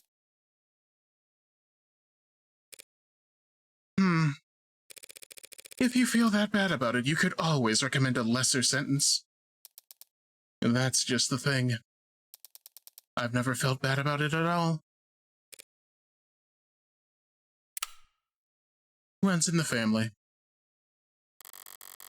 The way she whispered it, in that half-stuttering sigh, I'm not sure I even heard it myself. Okay, confirmed. D.A. Rockford is not a good person, but let's see here. Alright, that should free up your phone from the blanket. Thank you, Detective London. You're, welcome, Counselor Morgan. Something I said? You didn't say anything yesterday about what the Hound of Ikariya really is. Come on, there's a lot of code names to remember. Would you believe me if I said I didn't put two and two together? Maybe I would, if I hadn't seen you act that fast back in the courtroom. That was a lucky shot. From across the room with the crowd moving around him. Yeah, real lucky. I know, I'm agreeing with you. I thought it would be a lot less lucky if you were, say, already watching him. Did you know? No, but I'm flattered you think I'm brave enough to stick around for a shooting that I knew would happen. But you recognized him. Tickled a spot in the back of my brain, even in disguise. It helped that the guy was fidgeting around all day. Bresson had been in the courtroom all day. How long had he waited to take his shot? Did you get a good look at him? I did not. You shot him very fast. Eyes bloodshot to hell and back, nosebleed, flushed extremities. He was high as a drone. Yeah, that kind of explains a lot. Let's take a little bit of an ad break to talk about this. You think he needed a little bit of the ye old outer courage to get where he is at the moment? Because I'm thinking to myself, it takes a lot for somebody to stick their neck out for the sake of their employer. I'm sorry, for the sake of their gang, to basically just go, yeah, I'm gonna nab me the literal boogeyman of my organization, but you know, something about that just doesn't sit right with me specifically, but at the same time, I can understand the logic of basically sending your local low rank as a gunman, you know? Especially considering all the ads he had that kind of lean to the idea. It's mostly just a matter of, I don't think that guy would have been able to succeed in the first place, you know? Hard to say. But I also think there's something to the idea that maybe revenge was involved. Maybe this is somebody on the police is actually on the uptake. And it's not London. We've already agreed that London is only as much on the uptake as to not basically get thin blue line to death, you know what I mean? But even still, it's personally just all over the place in my opinion. There's a lot happening at once, but at the same time, it's mostly just a matter of, hey, that's politics for you. The fact that a man's son is also that man's councilman, but even still, let's see here. No, I phrased that wrong. That councilman's son is also a cop. That cop was deeply celebrated because, frankly speaking, anybody who actually nabbed that proposition, anyone who could actually work in that lower ward was going to get the payday of the century, is essentially what they're saying in regards to that. But at the same time, who can say for sure? All I know is that, frankly speaking, a man was nearly shot in Lego City. So, hopefully, it won't happen again. Not before the trial actually concludes, you know? Let's see about that. Probably metahexafenolin, considering how well the Blue Bloods have done pushing it. Metahexa Nirvana? The party drug that college kids are huffing? It's been a long time since I was in college. I guess it could be good for a party in small doses. Hypothesizing here. Don't take this out of context. Sure. But at higher doses? A couple of months ago, I saw a guy stumbling around with one of the open markets. Eyes dilated and mouth moving like a block a minute. He knocked over some bicycles, so I cuffed him to the rack, hoping he'd sober up within the hour if I could move on. I took a phone call, and when I looked back, he was trying to chew through the chain. He broke 4 teeth, and he had started biting his arm by the time I knocked him out. Ew. But anecdotes are cheap, and one bad trip will hardly slow the ball now that it's rolling. You believe the hype? That they're gonna legalize it? Within the next 2 quarters, if you ask me. What'll happen to the Blue Bloods monopoly? Up in smoke. Llama megs and dispensaries all of the world will step in and reap the rewards. And the Blue Bloods will have to slink off and cook up some other haze to push. The gray tide rolls on. The Blue Bloods have legitimized income sources, right? Like Cyanus? Yeah, that's the one that I thought was the thing that was in the file, but even still. Yup. Some of them are even pretty profitable, like their host club and pink rooms. So, if the Blue Bloods can run those businesses just fine, why can't they stay in control of Nirvana once it's legalized? There's competition, and name recognition, and locale, and real estate, and basically, they can't afford it. The buy-in's too steep, and everyone past the door likes it that way. Legal drugs are a whole other realm of profitable. Folks like the Ikariya do not want to share. Gee, not even on special occasions. Well, like I told you, there was that meeting last year, but their playdate fell apart. Hey, what you said back in court about Prop 492? You really buy that? Tariq Chopin working with Blue Bloods? It's quite the unlikely pairing, I'll admit. But that might explain why it ended the way it did. What do you think, chap? Is Tariq a rat? But let's see here. So what's the verdict? The verdict is only handed down after the jury's finished deliberating. That may take... The show must go on. And the shooter? Getting introduced to the accommodations down at the morgue right about now. He was some blue blood muscle named Bresson. Ring a bell? As I said, all the Blue Bloods are reliant. He tried to shoot you, Sosuke. And I was standing very close to you when it happened. I'd like a little more detail than that. I've never met him. Never heard of him. That's the truth. But the Bresson family is known to be enforcers for Blue Blood leadership. So, it's the old guard who wants you dead. Does that make the young bloods an enemy of an enemy? Didn't you tell me Creek was a young blood? Considering what I'm on trial for, I doubt they're fond of me either. God damn it, Sosuke, who doesn't hate your ass? I need to try to disregard the nonsense that comes out of that adjutant's mouth. It might be starting to sink in. Sosuke, you were captured when you could have been ignored. You were tortured when you could have been ransomed. And now these people are trying to kill you in one of the most secure buildings in the city. What are they after? Why are you at the top of the Blue Blood shit list? Is it because of... the meeting? What did you do with the meeting last year? Is it because of what happened a year ago? How did you know about... What happened a year ago? A meeting between the old guard and the house, apparently. You were gonna work out a deal for the Ikarian network to distribute a Blue Blood product. Why would we want the basement cooked swill of the Blue Bloods make sold in our storefront? Our pharmacies? You wouldn't. Not until after Nirvana is legalized. Yes, I figured some stuff out. Stop pouting. There was a meeting last year, yes. A private meeting that was to be kept strictly confidential. The IFG met with the old guard to discuss a deal. It fell apart, voices were raised, weapons drawn. I was in the shadows and I stepped in front of a blade from Makoto. The house elders were perturbed afterwards. They feared for Makoto's safety and perhaps felt that they'd grown overconfident. The hound is a useful tool, but not indispensable. So they ordered me to guard Makoto, full-time. Isn't that a great honor? Guarding the heir to their headship? Of course it is. Then why do you sound like that?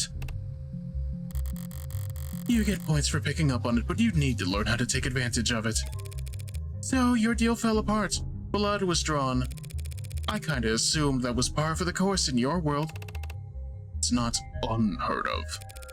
So why are the old guards still trying to kill you and Makoto a year later? I don't know. I don't know, Morgan. Because I'm not an old guard.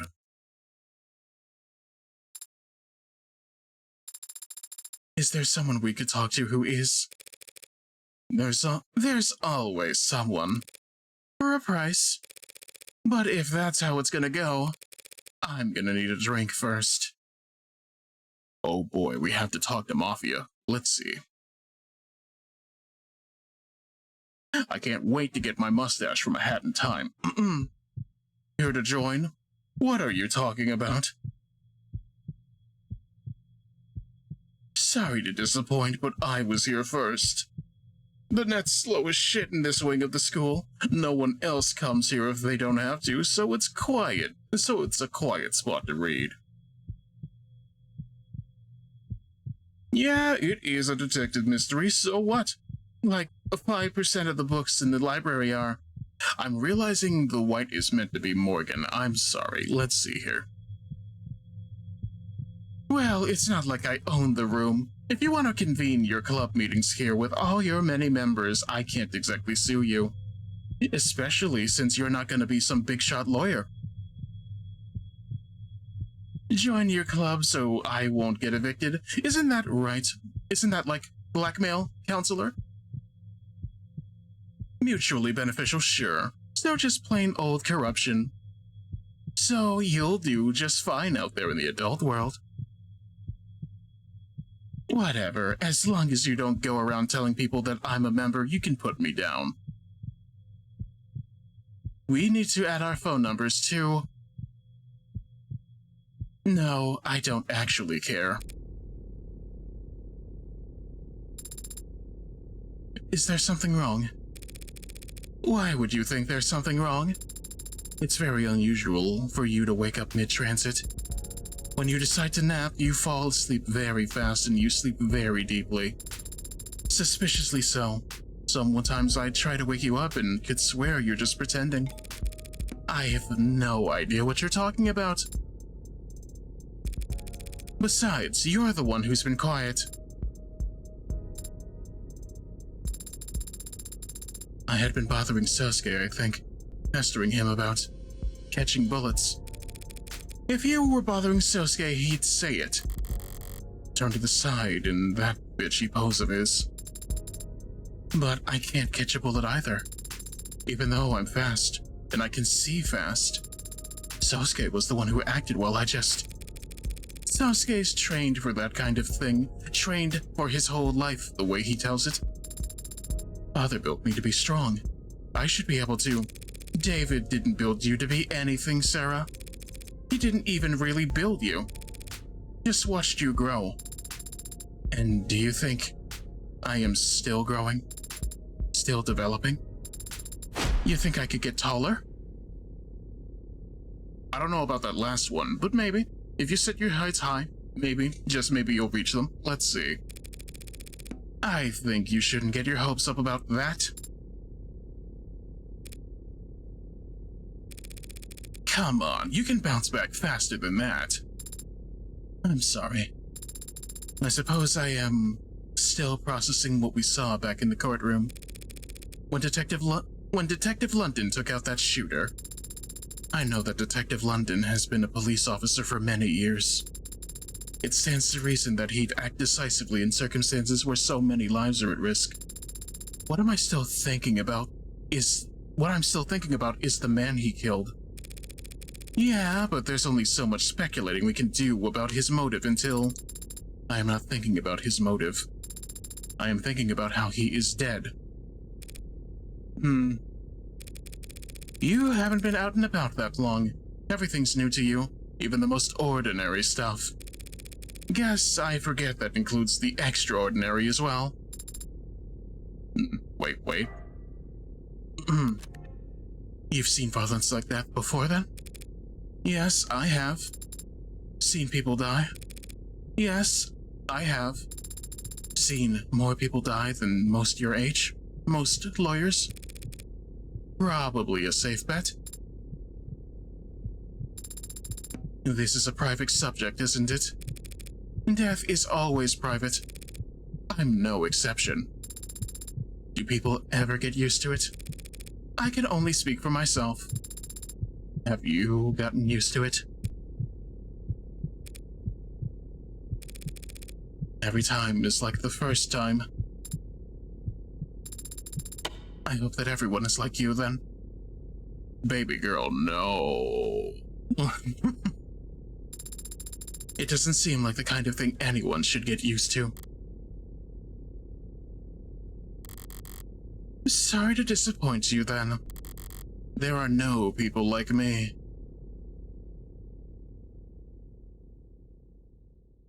Reminder, Evangeline Morgan is not a good person. Let's see. Irashai. Irashai? To what do I owe the pleasure of hosting my two favorite girls? One Sarah.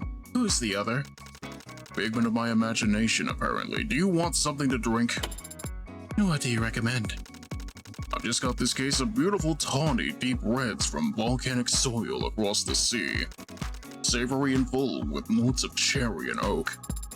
Sounds delicious. You just described a tree, down to the dirt. Why you gotta bust Diamani's balls like this? He's just trying to be a business owner. Let's see here. Well, I would very much like to try it. Sorry, you're underage. She's an android. A very realistic one. What'll you say to the customers and walk in and see her drinking at the counter? Irashai? 2 waters. Coming right up.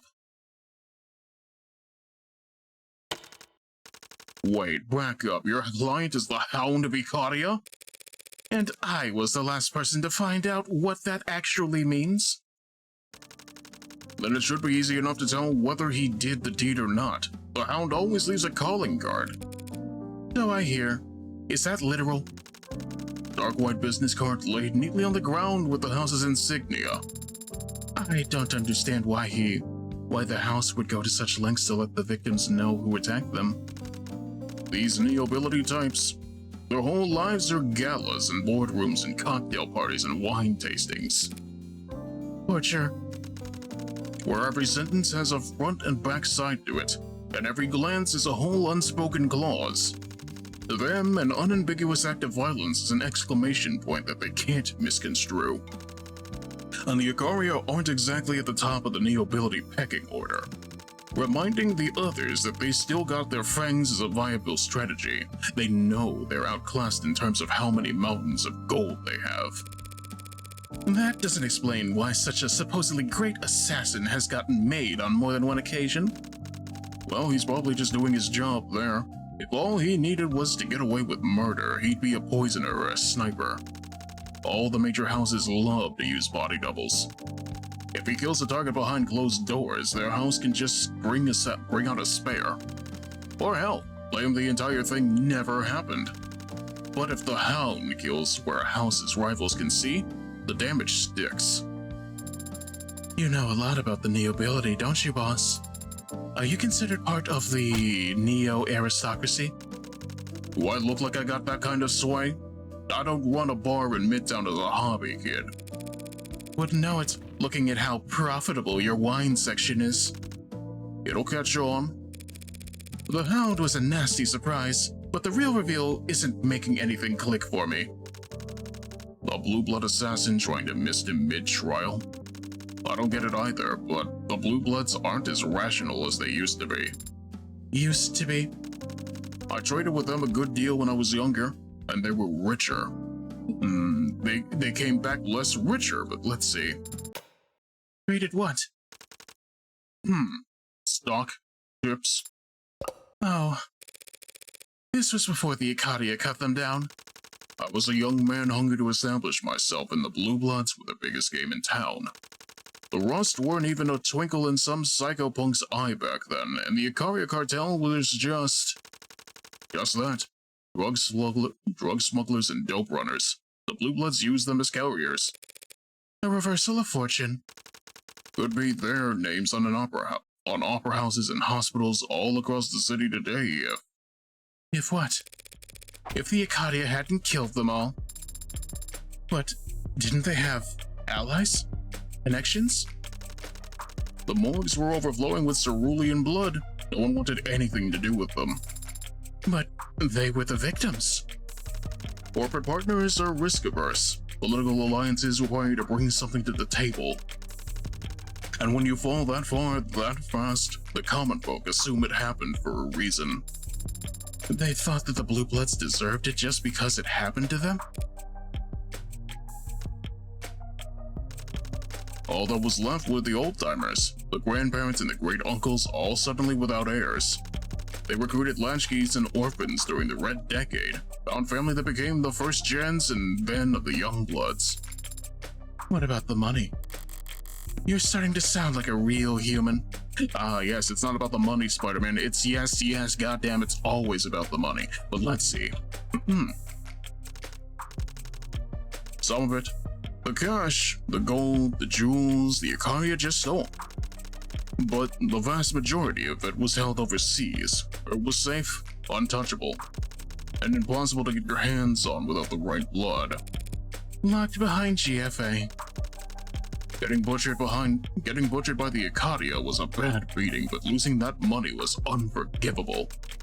The rest of the Blue Blood Mafia around the world will never accept them back into the fold until they recover it. Exiled from paradise because they tempted fate with their hubris. Has a certain poetic charm to it, no. It would have been a very sobering poem. Those are the ones you remember, aren't they? Probably why the Blue Bloods are still humming the same old hymns, passing down the same ghost stories and urban legends. They did seem to be a surprisingly superstitious bunch, crossing their fingers over the red hood and... Hey, what's little lord? That's another one. New spin on the oldest tales in the book, A Promised Prince. The belief is that exactly one kid survived the fall of the leaves, one lone heir to the fortune that the Blue Bloods lost. Got spirited away overseas or out west to be raised in secret, and one day he'll come back to reclaim what's rightfully... You know, I'm guessing you've heard this one before. Is there any truth to it? Old Guard certainly seems to think so. Need to think so. It's probably what keeps them alive. If they can just hold on another 5 years, they'll finally find the heir they've been looking for, and they can rectify decades of embarrassment and shame. Thinking like that is what makes the young blood start talking about maybe the old guy doesn't care what happens to us. What do they expect? Blood's thicker than water? The original full expression is thought to be the blood of the Covenant is thicker than the water of the womb. That actually suggests that camaraderie between those who fought together is stronger than simply sharing a common relative. Yeah, well, if that were actually true, then maybe people wouldn't have amputated the expression centuries ago. Still, this is 30 years of water, our blood covenant, if you prefer, that we're talking about. Young bloods give their life to the Mafia. Each of them had to choose it over their own family. It's a pretty raw deal to cut him loose just cause some sheltered kid only valuable for his DNA decided to show up after all these years. You think the old guard would throw away the young bloods if it meant reunited with their little lord? I know it. And so do the young bloods. That doesn't seem to be a dynamic that incentivizes them to look very hard for this little lord. No, it incentivizes them to smother the royal bastard. If I assume my client is innocent, that means someone else killed Tariq Chopin. Someone who didn't do it in self-defense. Tariq Chopin? You mean the son of a city councilman? Adopted son. His parents are government officials. Even if they're loaded, the Mob Act can't protect all their records. Sarah, look this guy up. What do you want to know? Well, first of all, show me his adoption records. I want to know about his adoption. His fathers adopted him in 2066 after 3 months of visits to gospel home orphanages, a private philanthropic institution that is no longer in business. Bankrupt or bought out? Bankrupt. Damn it. If they had just gotten swallowed, the parent company might have kept their records. The adoption itself was somewhat of an event. There are multiple news articles and photos of it. Not trying to cast doubt on the realness of the connection, but they wouldn't be career politicians if they let a photo op that good pass them by. Unless they wanted to draw attention away from who they were adopting, and no, a child showing up quietly in a politician's life looks guilty as sin. They wouldn't let people think. This isn't useful. I can go in circles all day speculating about this. Alright, let's see here. How old was he? How old was he? His age is listed as 27, but the entry has been edited a number of times. There has been a great deal of back and forth between database contributors in the last 36 hours over the addition or removal of an asterisk. It seems his original birth certificate was lost. Well, that's shady as hell. Only kinda. Here it comes. If he was an orphan 27 years ago, that's pretty firmly in the red decade. A lot of paperwork was getting lost back then. That's a kind way of putting it. What would be an unkind way of putting it? That the governments of the world were scrambling. I like how they're all thinking about it in this picture. What was his education? Tariq Chopin had a law degree. Who gets a law degree and becomes a patrol officer? The son of a politician. It's on a bad path. If your superiors know you're connected and smart and can recognize when the law is being broken, they'll keep you far away from anything real. You can't coast for a year and then you can coast for a year and then move into politics as a veteran of the force who's hard on crime. London did mention he was far too principled to be likable or reliable. I thought he was talking about Reyes, but alright, let's see here. If joining up with the police was nothing but a calculated move, that means he had a career plan for what to do after. And it probably didn't involve defrauding the city in a real estate scheme. I can think of a few reasons why a cop would get murdered at a scene of a crime like that. But Tariq Chopin wasn't some ordinary cop. The strongest motive that comes to mind is... Wait, you really think... You think Chopin was the Little Lord? You're the last person I'd expect to believe in fairy tales, Red. Can you honestly say it doesn't fit? If we for a moment assume that unicorns and dragons and Tsuchinokos are real, I feel like I have a mod who would argue that last point. What do you mean? Tsuchinokos are very real, very well documented. I can show you. Then yeah, it's possible that Chopin was the Little Lord. And if any young blood knew it, they'd want him dead. To prevent the old guard from abandoning them. 3 thoughts come to mind. 1, this is all guesswork on your part. Even the most zealous youngblood wouldn't off a guy just because he happened to be about 30 years old and adopted. They would have had to have seen something at least suggested it. 2, as I recall, the only youngblood you know of is that Creek guy. And Creek was dead before Chopin even entered the building. Clears his name pretty handedly. The only youngblood I know. 3, I can think of at least one other guy that had killed to prevent the Little Lord from reclaiming his throne. Sosuke Ikariya. And who better to cut him down than their most loyal rook? And that would neatly explain why the old guard would be pissed enough to try and kill Sosuke in a courtroom. Unfortunately. Stay positive. Just because the old guard thinks Sosuke killed their precious heir doesn't mean he actually did. Yeah. Hey Sarah, get some footage of me making this next one from over there in the corner. Boss? We'll shoot a promo. I just found this hidden gem where this guy made the best drink ever, that kind of thing. Where it's kinda cheap and fake, but like you're in on the joke, and it's not pretending to be genuine. Boss, with the number of followers Kintsugi has, a video longer than 9 seconds posted at this time of day. Fun fact, that actually is low-key kinda fake. The time of day algorithm, you know? I don't want to hear that depressing shit. We'll crossbot post or whatever. Does it have to be that corner? The lighting will be bad. Any corner, just make sure it's from a distance. From a distance? Wouldn't it be better framed if... It'll look like shaky cam. Found footage. It's more legit that way. My hands do not shake, but I'll try. What are you doing? Making you a drink, obviously. That's quite the treat. Why? Because we've got some heavy shit to discuss. Starts with ice. What we do with crushed ice at Kintsugi setup? Kick it under the fridge. Exactly. Rock ice or nothing when you're mixing a cocktail. Hang on, you taught her that? There's a drain under there.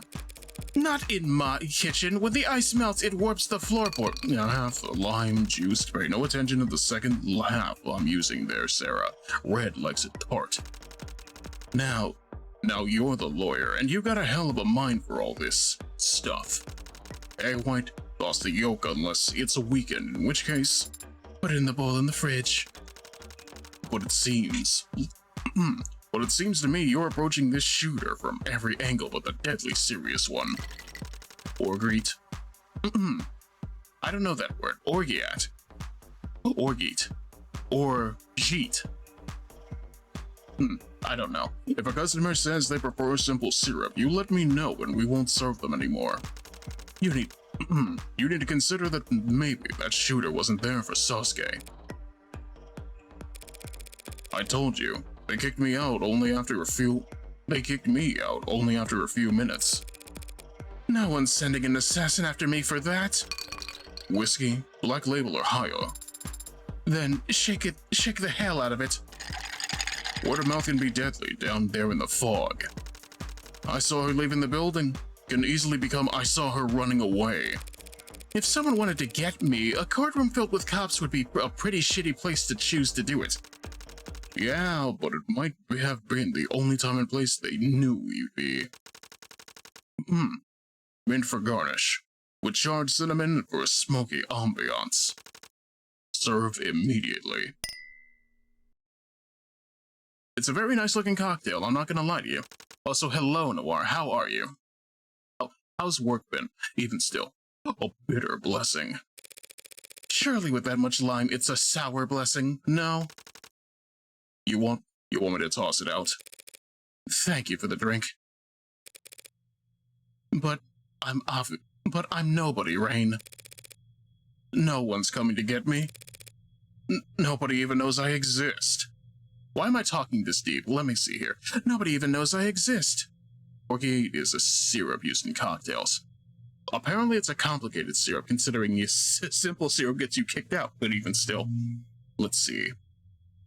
Particularly tiki drinks. So if I ask this dude for a mojito, let's see here. I hope you're right. I am. You won't know if you're wrong until it's too late. Bottoms up. You get all that, Sarah? Yes, boss.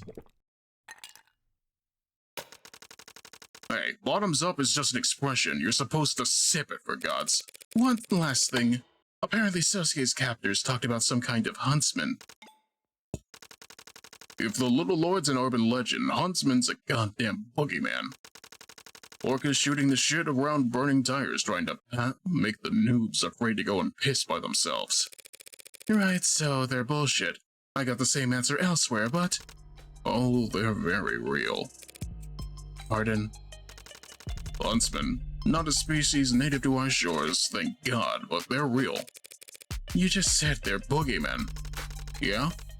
And the fact that they exist is what makes them so damn scary. Are they some sort of assassin? Like Bresson, the shooter in the courtroom? Nothing so concrete. Huntsmen are vital shapeshifters. You feel a chill down your spine one night on your way home from work, go to sleep. Wake up at night to a man wearing your own face choking the life out of you. While he calls your mom from your locked phone across the room in your own voice. Ate my first waffle today and it was great, homemade waffle. You know what, those are some of the best kind. If you ever go to a diner, and I mean a real diner, you should ask for a Belgian waffle there too. I'm gonna keep it a buck. During winter that happened and I'm over here just like, wow, this is the best waffle I've ever had. But you know. But like I said, they're all overseas, in more contested parts of the world where the blue bloods are better funded. You wouldn't pay for one of them to come into the country unless you had a really good use case or a weapon only they could take full advantage of. Well, I'll be sure to pass that on to Sosuke. Why, so Sosuke can start writing his will? I wouldn't bet against him, so long as he knows what he's up against. Urban legends are missed, but boogeymen are easy to kill. How do you kill a boogeyman? Same way I killed anyone else. With pleasure. That sure is a Morgan thing to say, I'm not gonna lie. Oh, right. I actually need a recommendation from you. What, kind of recommendation? A bar, I think, needs to be open tonight. Oh. What are you looking for? Well, it's, not for me, but... How much do you know about host clubs? Oh. What do you mean by that? Are we going to a Blue Blood host club? Oh, what the hell is that supposed to mean? Just what I said. You can't enter the crime scene until you pass our security clearances. You've got to be. You're a drug-pushing lowlife. Why would I need your permission to go anywhere? I take offense to that. I've never worked in pharma. Well, I mean, she's got you there.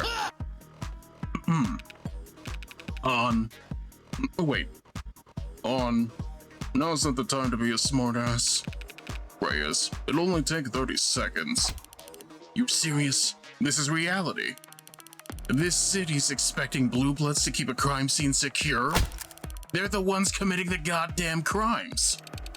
Hey, if that's your criteria, half the police force should be disqualified.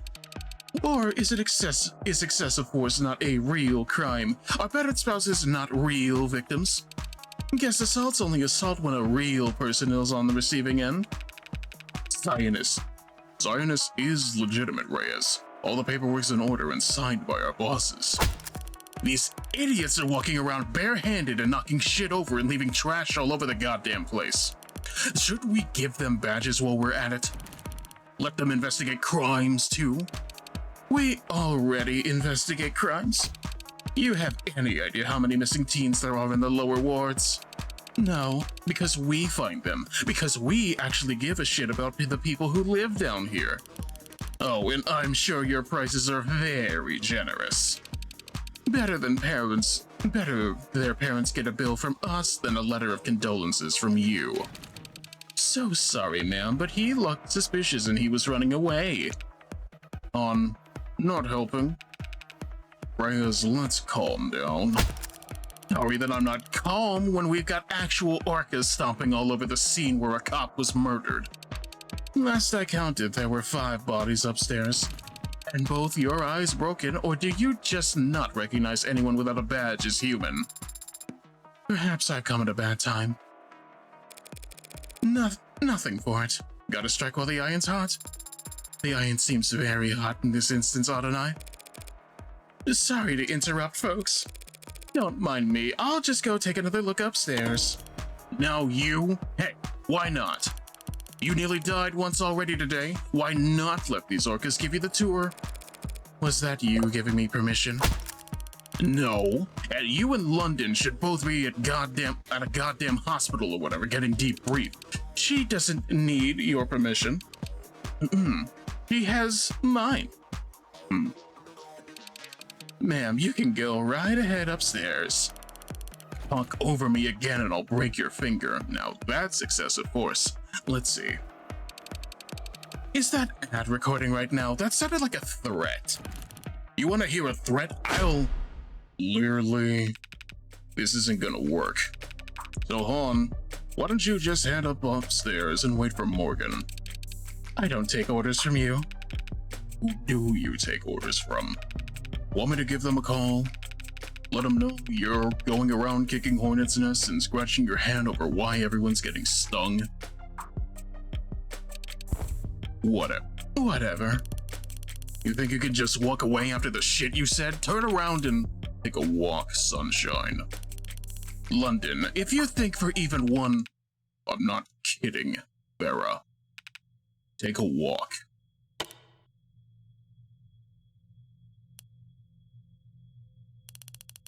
Forget it. You can all go to hell for all I care. Oh, no, not you. Sake. Sorry about the bad timing. No, that was gonna blow up no matter what. Situations like this require compromise, and Reyes is uncompromising. At least you're around to balance her out. You might be the most compromised cop I've ever met. That was not a very nice thing to say. And it shows you haven't met that many cops. I'm surprised you're still welcome around here after what happened in the courtroom. Oh, Bresson. The Blue Bloods are a big organization, and Bresson was pretty firmly on the other side. Gals like On who work in the gray areas might as well live in a different world. If you say so. I just didn't think the Mafia would allow the death of one of their own to go unanswered. They sent him into a courtroom packed with police and a modded arm that only had one shot. I don't think they're that surprised he didn't make it back. Will Detective Reyes be alright? She seemed angry. More so than usual. Yeah, she'll be alright. Blowing up, yelling, cursing, that's nothing. Practically healthy. It's the ones who go quiet you gotta worry about. What brings you back here anyway? We're pursuing leads. Sounds serious. I'm gonna keep it a buck with you. I think this is a proper stopping point for this, because frankly speaking, it is 9 o'clock, and frankly, I don't think we want to go any further than that. So, if anything, once again, I hope you're enjoying your time with this playthrough, because I know for damn sure I am, but even still, hopefully, we will see an ending to it next time we're here. But at the same time, you know how it goes. If anything, I hope to see you all again Saturday, once again for me, Gas, and Red playing Romeo as a dead man, but, you know, if anything, I will keep you abreast on my socials, so consider joining them. Maybe head up to the Discord for tomorrow, where we're probably doing another watch-along night, so hopefully it will be good for that. But at the same time, we need to find a raid target. Let me see if I can find you a shadow legend that we could actually engage with. Let me see here.